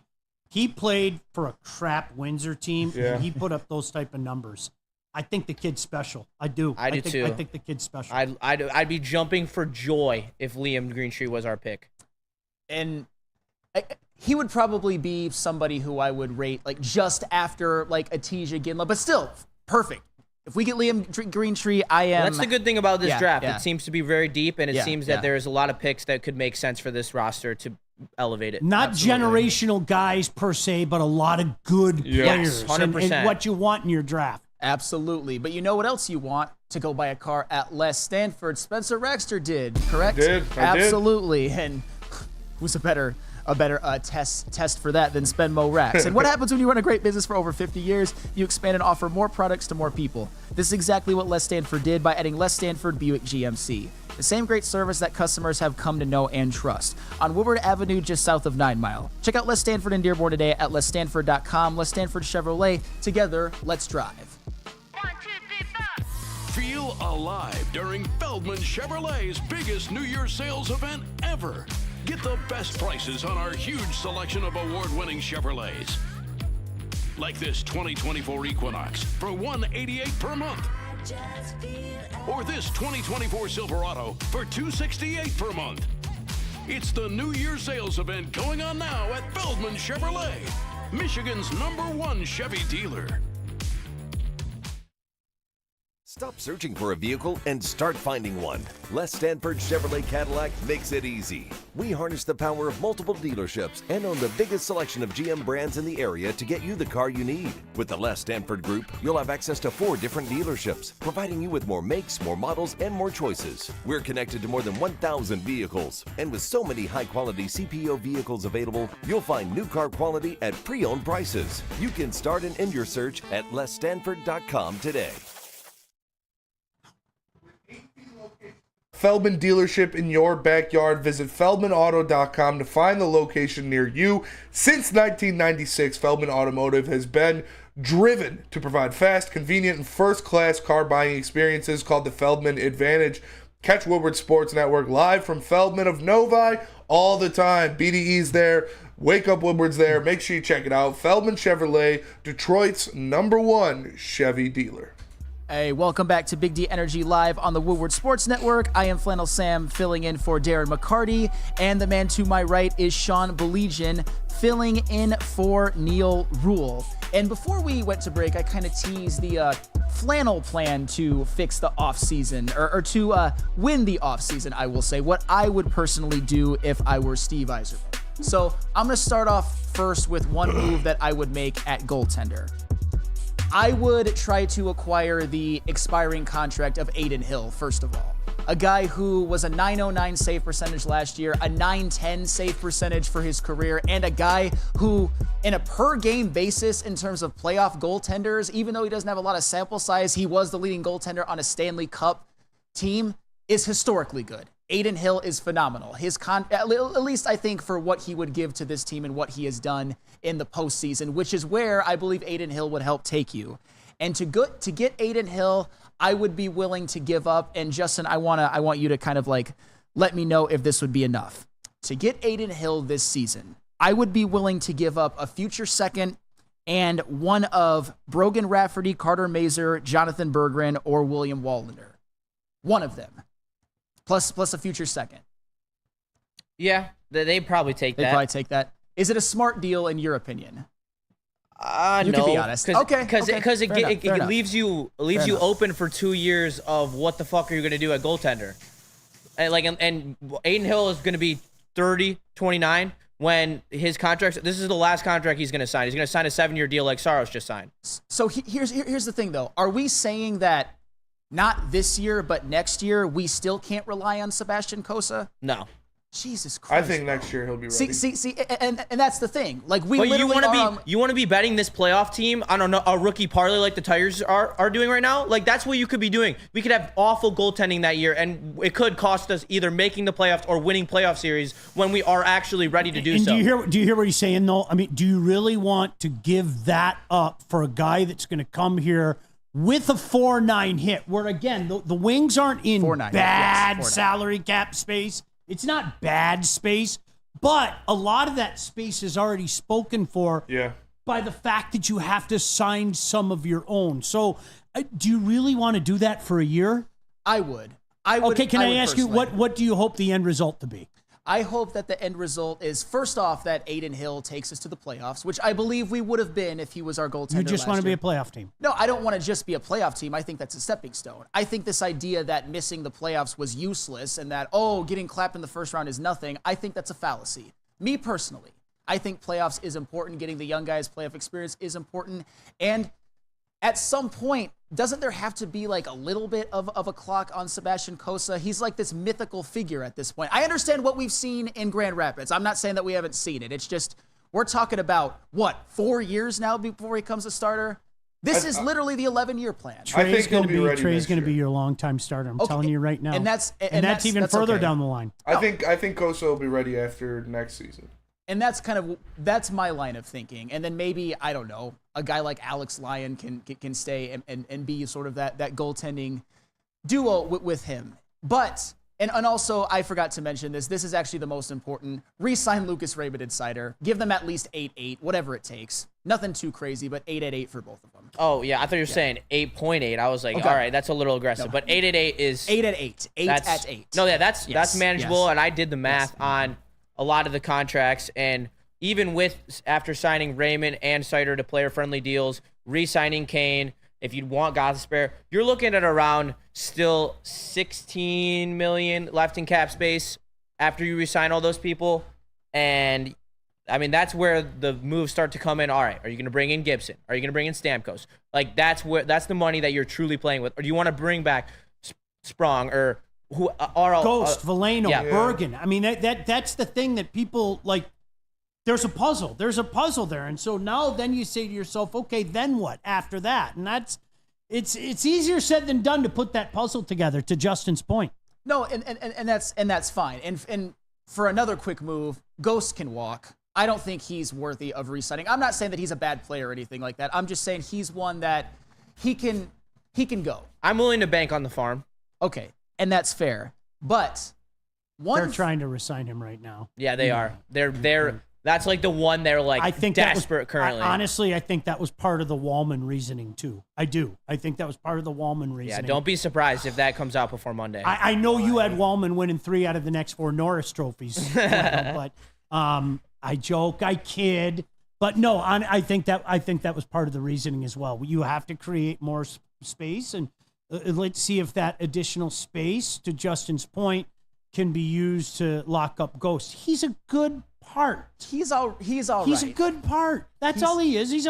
Understand what he is. I think for this team, and sometimes with the fan base, a lot of times they want to turn guys into something that they aren't, right? I want to put this guy in my top 2 pairing that doesn't belong. I want to put this guy as a top center where he doesn't belong. This is about putting up the puzzle. I'll take a piece like that. It's just a piece. It's not a live or die. And if he starts asking for exorbitant things, well, that's when you say, you know what? I can go pick up another Ghost. I can go pick up another rank and file player, and we'll be fine for it. What would Ghost be, do you think? You think you'd be on the second pairing with Evanson? I'm sorry. You think Ghost would be on the second pairing with Evanson if they did re-sign him? He could be. Yeah, he could. I mean, you know what? In a perfect world, I have him down. Yeah, that's what I was about to say. Perfect world, he's our third line pairing when all these prospects come up. Yep. Well, I'm letting Ghost walk because I've got another. That's fair. That's fair. I wouldn't mind that either. Yeah. I've got another move in the chamber, but first, But first, I have to tell you what I would do in terms of another move that would make another move possible. I am re-signing Patrick Kane. Me personally. You have to. We're all down for that. What would you say that his contract will be on an AAV basis? At 3 to 3.5 with some incentives. If he plays enough games, if he has enough points, if we win a playoff series, all those things are going to be incentives in Kane's contract. All right, and I think we would all take that 100 times out of 100 because last season, I mean, their offense doesn't get to where it goes without Patrick Kane. I mean, 47 points in 50 games. That's damn near prime Patrick Kane, even though he didn't quite look like it. You know what I mean? Yeah, and the team that was interested in him is the Rangers, and the Rangers are currently in cap hell. They're trying to move their captain Trouba. Like they don't necessarily have the money to sign Kane. So that's why I feel like it's such a smokescreen, because that's not a team that they're gonna have to move pieces around to be able to fit Kane's contract in there. Why don't you think there is a lot of buzz about Patrick Kane though? There's a reason why there's not a lot of buzz. Is it injury, age, lack of defense? Did you watch him play the last month of the year? I mean, the guy ran out of gas. It was. He did. He ran. I mean, he ran out of gas. And you know what? If I'm Steve Yzerman, again, this is where you have to make do I want him back? Of course I do. Okay. But this is where you have to, what your heart and your head are saying are 2 different things. Okay. My head, and I'm not being a jerk about it. I'd say, Patrick, okay, you thought the open market was going to be kind to you. Why do you think the open market wasn't kind to you? Everybody saw the same thing. Look, if losers like us sitting on our couch at home can see this as a guy who, for whatever reason, it could be that he was just coming back from the injury. It could be he was in good shape, but not hockey shape. But for whatever reason, this is a guy that looked like he ran out of gas, in particular the last couple of weeks of the season. If we're seeing that, then every other team in the National Hockey League is seeing this. So the market that he thought was going to be there isn't there. And that's what I tell him. If I'm Steve, I'd look him straight in the eye and go, Patrick, dude, you know we want you to be here, okay? But I think you peered over the grass and found that the grass isn't greener on the other side, okay? And what you and your management team are looking for that offer is not going to be out there. This is the best that we can do. I don't think you're going to get much better than that. Let's stick around. And maybe, just maybe, if he plays a full season and he's in hockey shape as opposed to being in great shape, because let's not forget, that is a pretty terrific surgery he had, okay? There was a lot of question as to whether or not he would come back, period. He showed he could still play. Unfortunately for a guy, a Hall of Famer, no doubt about that. Now the question is, can he go a whole season? He's got to prove that. Well, yeah, and that's I mean, we're talking about Patrick Kane. Of course he's got to prove that. My thing with re-signing Patrick Kane as opposed to a guy like Sam Reinhart, for example, is because I've got something else in the chamber. You can't even compare him, though. I understand. I understand that. I've got something else in the chamber because that's why I want Patrick Kane cheap. I got something else in the chamber, and I will tell you that after this break. Spenmo Rax, tell us about KDK Law. I will, because KDK Law is here dealing with divorce, child custody issues, or any other family law issues. Kevin and Catherine at KDK Law in Birmingham will have your back. 10 plus years of experience and 24/7 availability. Scan the QR code on the screen or call 248-971-0476. Say Woodward Sports sent you and KDK will pay your filing fees. KDK Law, they've got your back. So just to get the heated steering wheel, I also had the spring for the bigger rims. Yeah, that's how they get you. Those upgrades will cost you an arm and a leg every time. Hey, new car crew, how'd it go this weekend? I got a great deal on mine. How? I went to Randy Wise, not those other guys. They got me in a great new ride, and they didn't break my budget. Hey, could you pass me the sugar? How? Never mind. He made the wise choice. Yep. Make the wise choice at randywisechevy.com. Love Woodward Sports? Love wearing clothes? Then you should be wearing Woodward Sports clothes. Check out our full line of merch at woodwardsports.com. Just click on shop. We have all your favorite designs, like Dan Campbell kneecaps, Woodward golf, and of course, our own logoed out merchandise. Men, women, infants, kids all love Woodward Sports. Impress your friends. Impress your boss. Impress your dog. Buy Woodward Sports merch today. Awesome is when a guy can be a guy and get an amazing haircut. That's Lady Jane's Haircuts for Men. Stop in and sit back and relax and let one of Lady Jane's talented stylists make you look and feel great. Lady Jane's, walk in anytime, 7 days a week. It's wicked awesome. Welcome back to Big D Energy live on the Woodward Sports Network. I teased I would say the big free agent move I would make if I were Steve Yzerman this offseason going into the 2024-2025 season. And the reason why it was re-sign Patrick Kane instead of go after, like I said, a Sam Reinhart or like a Jonathan Marchessault or Steven Stamkos is because I wanted somebody who was kind of cheap.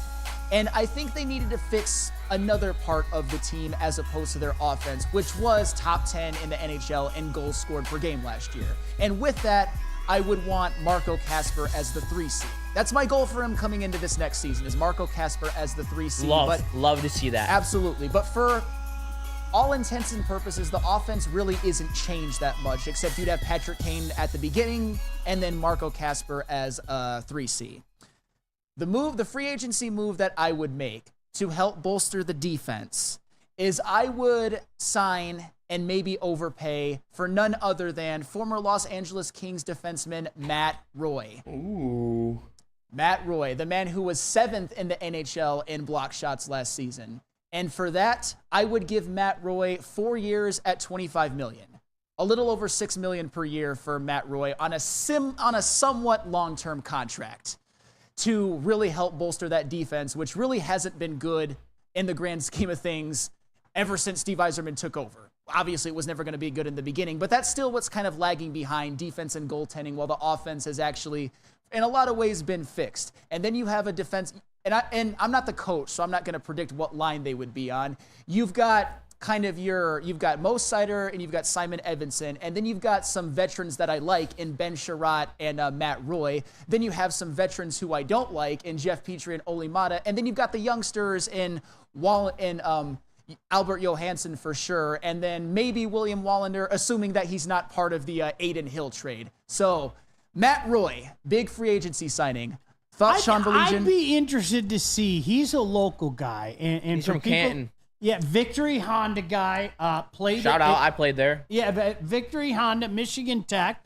I'd be intrigued to see if there's a possibility there. I think some of the things that I worry about, Flannel, I haven't had my calculator with me, is magical cap space.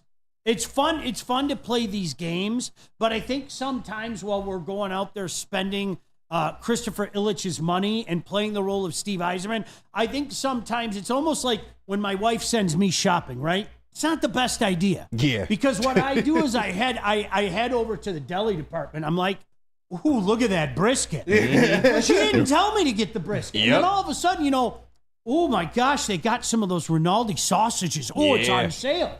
Again, she didn't tell me to get those Rinaldi sausages. And my excuse when I get home is, but honey, it was on sale. Yep. I think sometimes we don't pay attention to some of those little names that you speak of are and even guys that you're maybe not necessarily a big fan of, are guys that you need because they come at the right spot, and maybe in a year or two you upgrade, because there are some salary cap concerns. It's not heavy. It's not like you're in hell or anything like that. I'm not comparing it to the Rangers, but when you consider you have to lock up this guy, lock up that guy, you'd like to lock up this guy, you'd like to lock up that guy.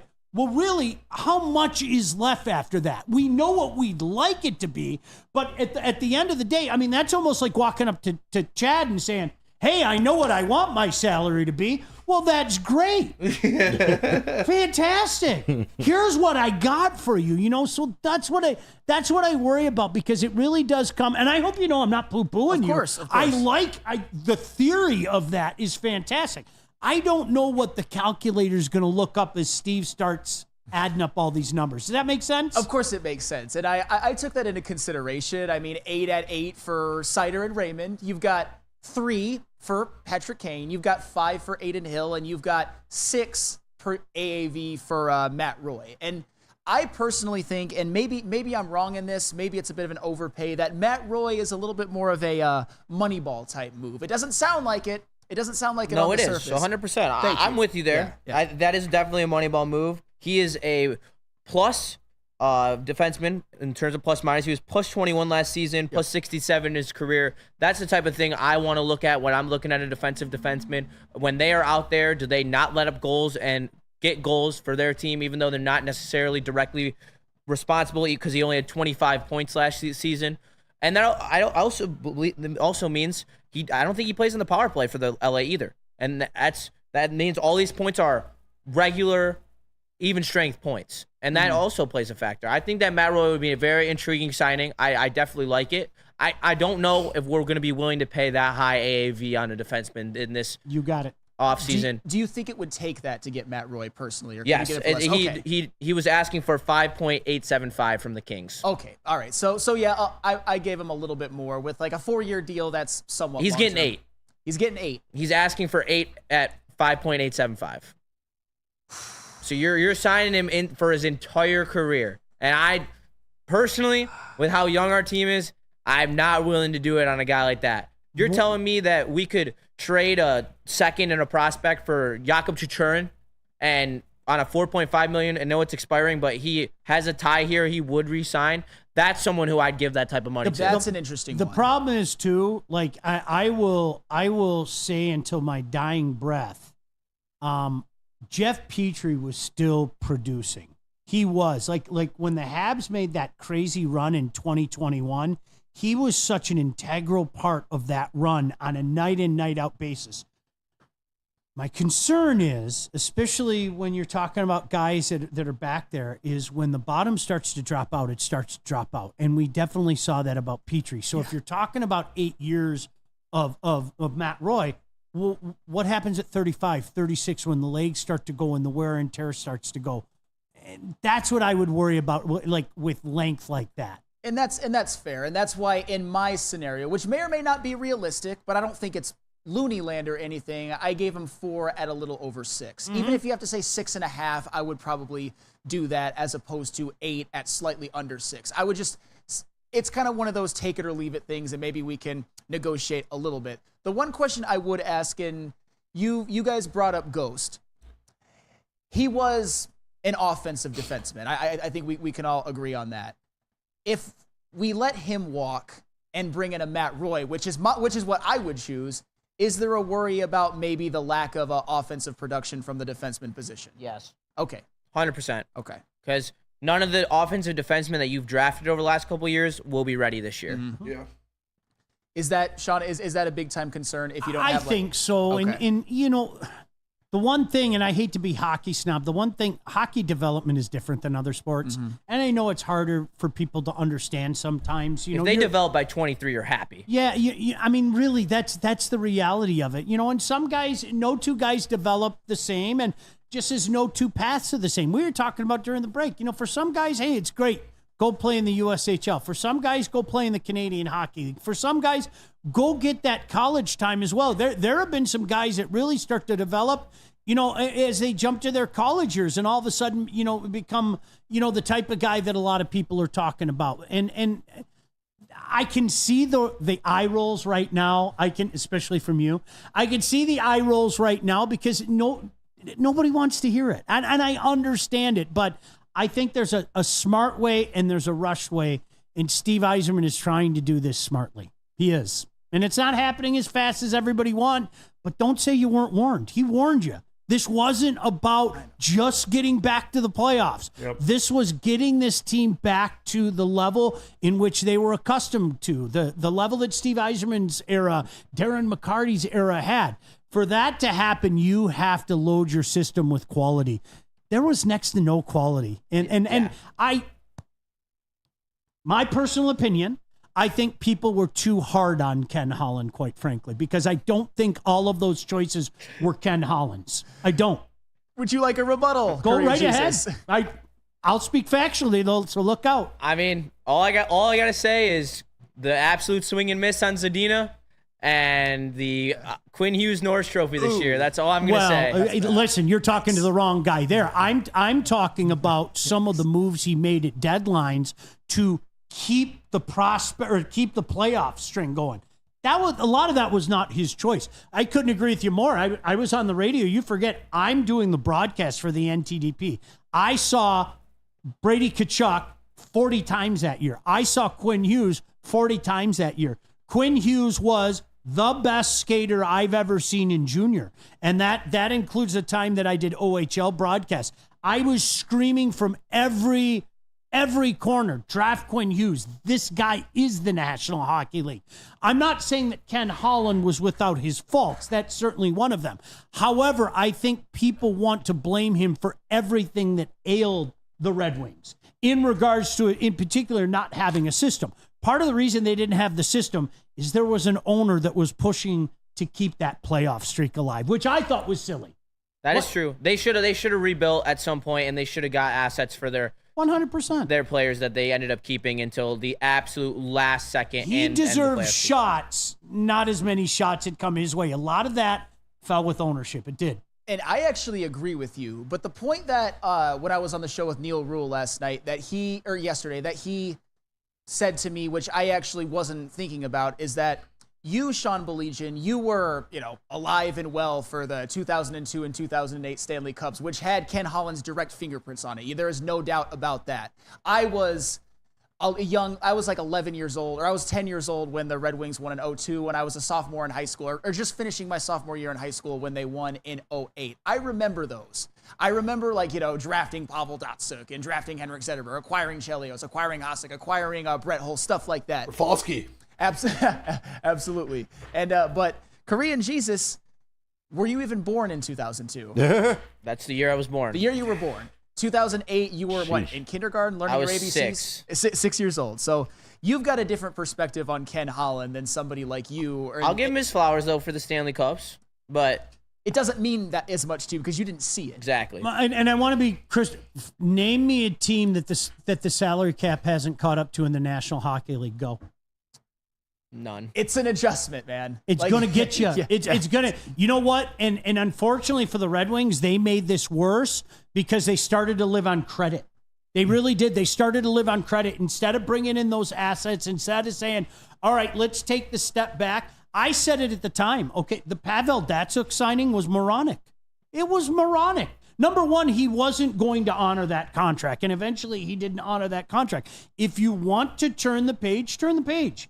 And again, I think one of the things that I like about Steve Yzerman is he can separate his heart from his head.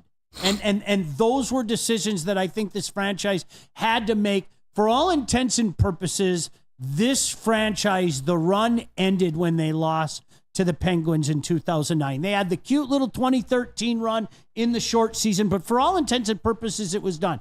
At that point in time, if you're not going to bottom out, you have to start saving these guys, maybe making some deals and bringing in some pieces. They didn't do that. Their whole mission was to keep the streak going so they could put out the cute little T-shirt, signify 24 years, 25 years.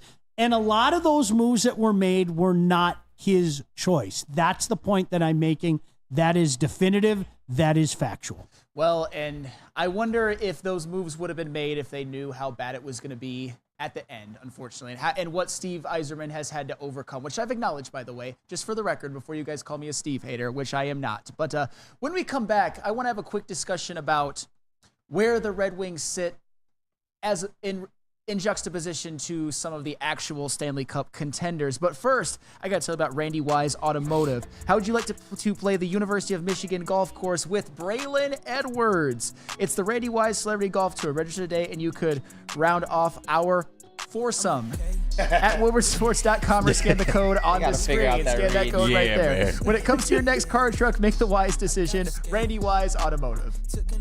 Yo, let me just say, I love Planet Fitness. Trying out Planet Fitness and dang, they got lots of equipment. Not me getting a Planet Fitness membership just for the 24-hour perk. Listen, the PF Black Card is worth every penny for this hydro massage. I'm a new man. Did y'all know that the PF app has workouts you can do at home? Cheapest therapy I can find is Planet Fitness. All the benefits, all for less. Planet Fitness, big fitness energy for all. Love Woodward Sports? Love wearing clothes? Then you should be wearing Woodward Sports clothes. Check out our full line of merch at woodwardsports.com. Just click on shop. We have all your favorite designs, like Dan Campbell kneecaps, Woodward golf, and of course, our own logoed out merchandise. Men, women, infants, kids, all love Woodward Sports. Impress your friends. Impress your boss. Impress your dog. Buy Woodward Sports merch today.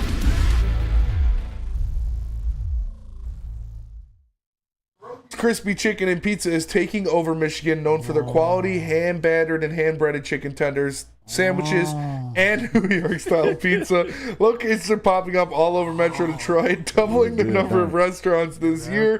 Soroki's has just had their grand opening in Madison Heights. Be sure to stop in and try the mega station near you, or go to Sorokis.com to figure out where you can get some of this great food. Welcome back to Big DRG Live on the Sean, those biscuits they have, we had it yesterday. They're the best biscuits in the game. They're so good.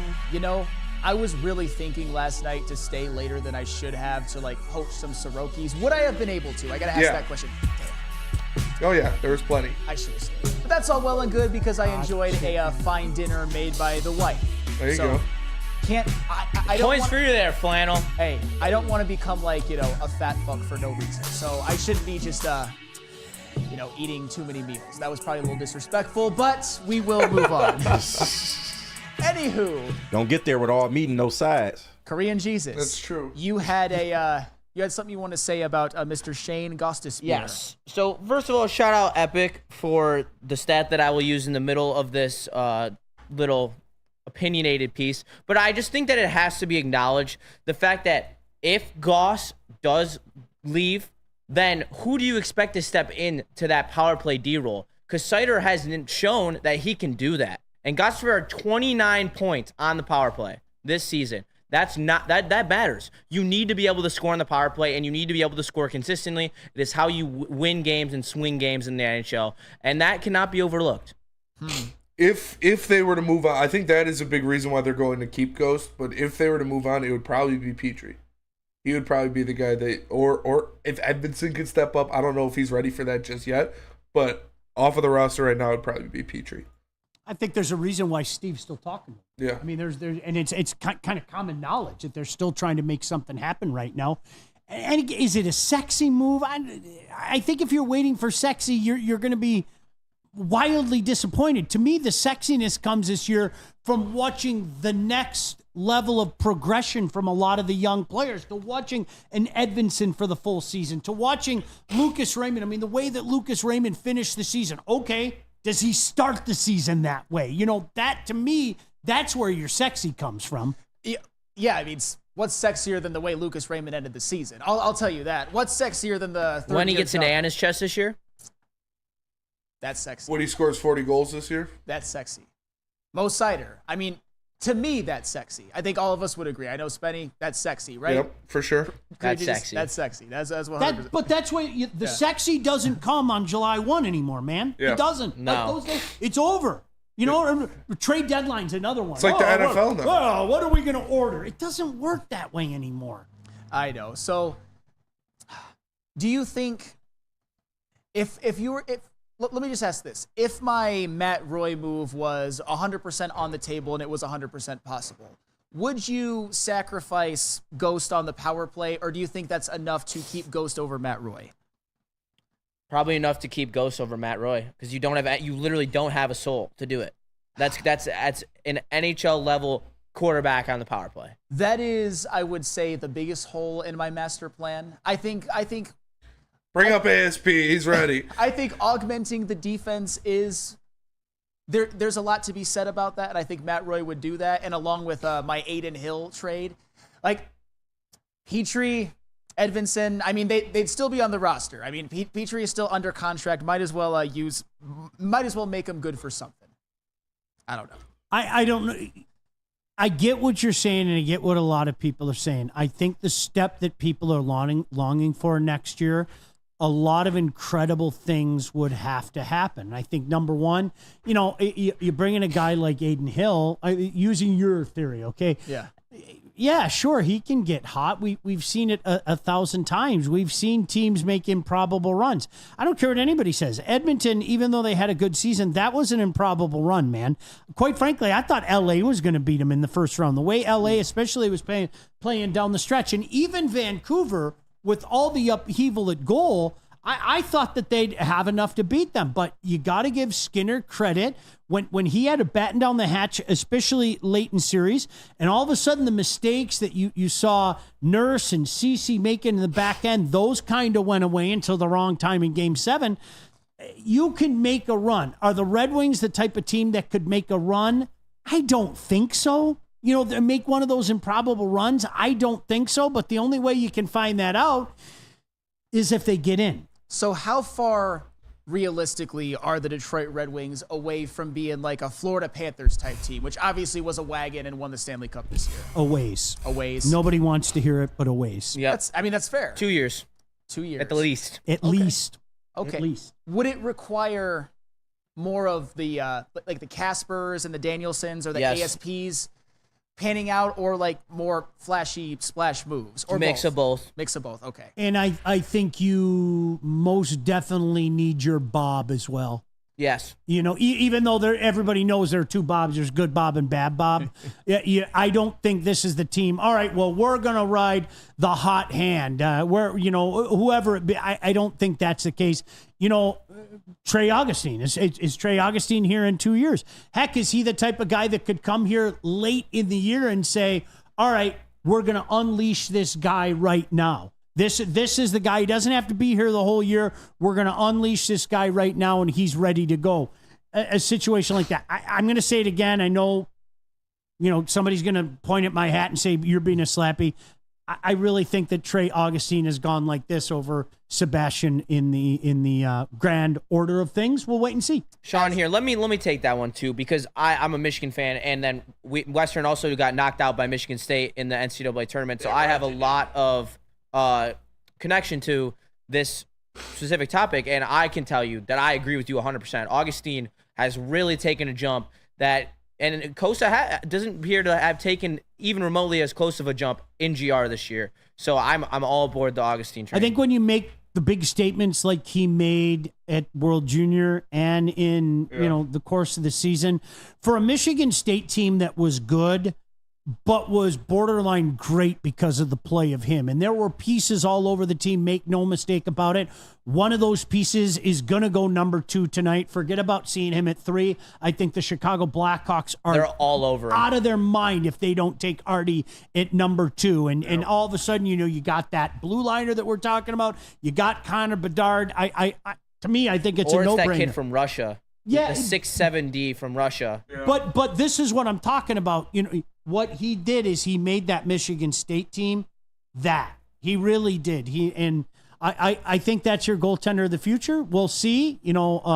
There's still time for, Sebastian to kind of grab the bull by the horns. But right now, I don't think there's any debate that Trey Augustine's the goaltender of the future. Spenny, as somebody who's a Michigan State alum, who's the goaltender of the future, Kosa or Augustine? It is Augustine. I think Kosa to Augustine is your Bishop to Vasilevsky if you are the Red Wings going forward. Like Kosa, he's going to be good, but Augustine, he's different, man. Watching him all year last year, it is just he's got the it factor. He's got that dog in him that I'll put this team on my back for 3 periods at a time. Like, he was up there. His statistics as a freshman were up there with like Jimmy Howard stuff when it comes to collegiate goalies. So it was just awesome to watch, and I really think the kid. I already have my Trey Augustine Red Wings jersey like pre-ordered. Like I can't wait.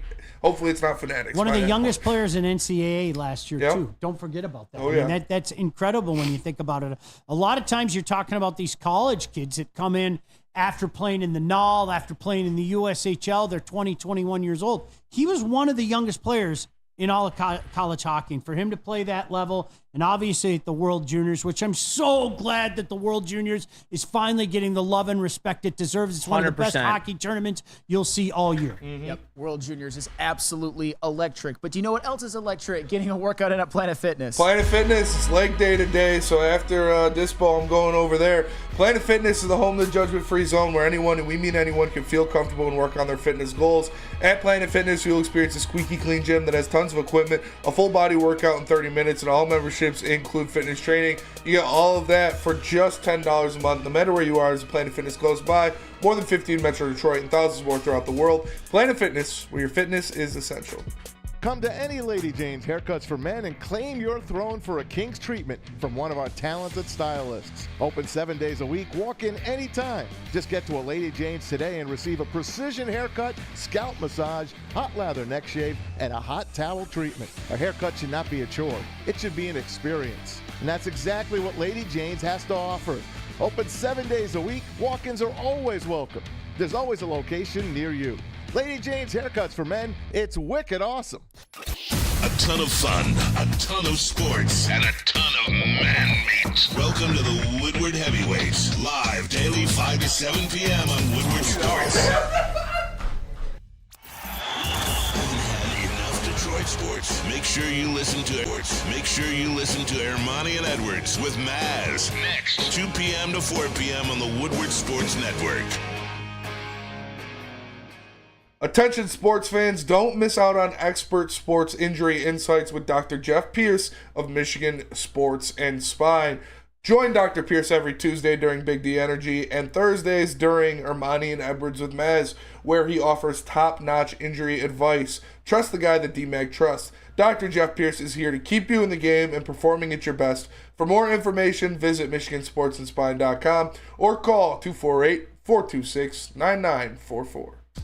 Welcome back to Big D Energy, live on the Woodward Sports Network. Going into the last segment of the day, and Danny G in the chat. Hey, I was able to catch the tail end of the show, just got on lunch. Hey, if you want to hear pretty much an entire show about hockey, the Red Wings, and the draft, and all of that, rewind and watch it from the beginning, because we've got puck knowers in the house. We got Sean Belegian, we've got Korea Jesus, we got Spencer Raxter, and we have, according to some, myself, according to a lot of you know, but I know what I know. But anywho, I'll give you credit, Flando. You deserve it, dog. I appreciate that. Anytime I can throw a little barb at the chat in good fun, I will never miss the opportunity to do so. And I forgot to tease this before the break, but if you guys have a mailbag question, if you have one for Sean Belegian, if you have one for myself, if you got one for Spenny, KG, if you got one for Korean Jesus, go ahead and ask below. KG, I feel like I haven't talked to you in a while. Yeah. How you feeling right now, man? Hey, I'm hungry as hell, man. I'm just waiting to get up out of here. But I respect all the hockey talk today. It's a big day for it. So I appreciate it. I feel that. This is the worst show when you're hungry. Yes. Because it's like when you come in, you don't really want to eat at like 10, 15. Mm-hmm. And then like, no, I'm straight. And then around 11:45. They start creeping. Soroki's. Yeah. And then Literally, that's pictures, exactly at every show. Right? Yeah. And I see like cars drive by and oh, look, there's a brisket. There's a pulled pork. Everything looks like food. I feel awful. Worst time. Come on, Spitty. Come on, Spitty. Don't do that. Wow. I'm a Homer Simpson over here. Right. Nashville hot. Nashville hot chicken. Okay. That was a terrible Homer Simpson impression, but that was a terrible Homer Simpson impression. But you know, we're all salivating here. But you know what? I'd love to throw out the new Steven Stamkos reports that came out. Yeah, I was about to say it's getting pretty heavy. Yep. So, according to reports, Steven Stamkos is getting a little spicy. He and the Tampa Bay Lightning could not agree to a term, so he will be hitting the open market on Monday. They did not have enough cap space to resign him. They have around $6 million in cap space. They were not able to sign him, so he will be on the open market on Monday for Stevie Y to go after. Might be real. No. It might be real. No. Let's get it out of the... Okay. No. No? No. No. You don't want it to happen, or you don't think it's gonna happen? I don't. I think there's game in him left. Okay. I don't think this is a good spot for where this team is at and the position that they're in money-wise. It's not a good spot. Okay, but everyone wants to tell me that they'd rather have Stamkos over Reinhart. I've been trying to say that for weeks, and it shouldn't even be a debate. No. I mean, with all due respect to those people, they're not serious people. No, chat is serious. Chat's dead serious. I've been battling chat for the last 2 weeks about it. I love Steven. I've interviewed him. I watched him play in Sarnia when there was absolutely nothing around him. At this point in his career, it's best for him to go play for a real competitor. 100%. And the Red Wings aren't a real competitor yet. I know nobody wants to hear it. I'm glad that you're saying it too. They aren't there yet. They're close. They're close to, they could be a playoff team, but I'm talking about real competitor. You make a move like that saying, this is a final piece, let's go get ourselves another cup. You think he goes to New York? New York? They don't have the cap space either. They don't. Yeah, they would have to get really creative. Yeah. They would have to get really, really creative.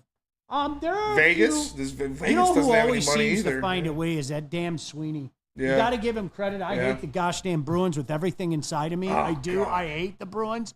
But that guy always seems to make a move that change on the fly, that keeps this run going for the Bruins.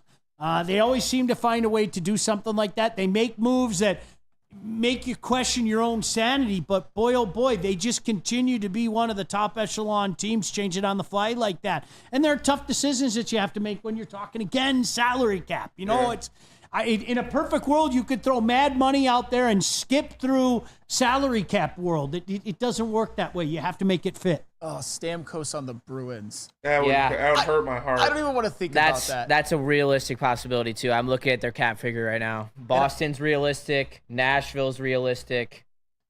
And see, I don't... Nashville has to decide what they want. I was about to say, I could also see him in Dallas. Dallas doesn't have to sign... They just bought out Ryan Suter. The only really key free agent they need is Tanev back. So they really could do that too. So watch out for Dallas next year. And see, it wouldn't break my heart if he went to Dallas or Nashville. Although Dallas with Stamkos, that would be pretty. That could be. They'd win the President's Trophy. Yeah, 100%. But Boston. Boston would suck. I don't want to see anybody go to Boston. Doesn't deserve nice things. They don't. They have too much of it already. They literally just want a chip. Yeah, I know, poor right? Boston fans. Yeah. I know. With him and Pasta, fuck. Probably shouldn't have swore there, but that's all well and good. But you know what? On that note, thank you, Sean Belesian, for... Always a pleasure. Hope to see you guys soon. Yeah, that was awesome. Had a great show. No, my pleasure. I'm going to see the Tigers. I'm going to Cali, going to see the Tigers in Anaheim. Yeah. It's going to be a great game. Tigers and Angels football club. Only 1 or 2 runs? Yeah. No Trout? Are you kidding me? Hey, Luis Rengifo. He's actually having a good year. But anywho, nobody wants to hear about Luis Rengifo. Watch Riley Green, all-star outfielder. All-star, by the way, all-star Riley Green. But that's another discussion for another day. Thank you guys so much for tuning in to Big D Energy with myself and Sean Baligian. Next Monday, it is going to be myself and Neil Rule. Enjoy your time in Cali. And everybody else in this room, from Spenmo Rax to Korean Jesus to KG, thank you so much. Hope you all have a great rest of your day. To you guys and everybody in the chat, see you next Monday. Peace.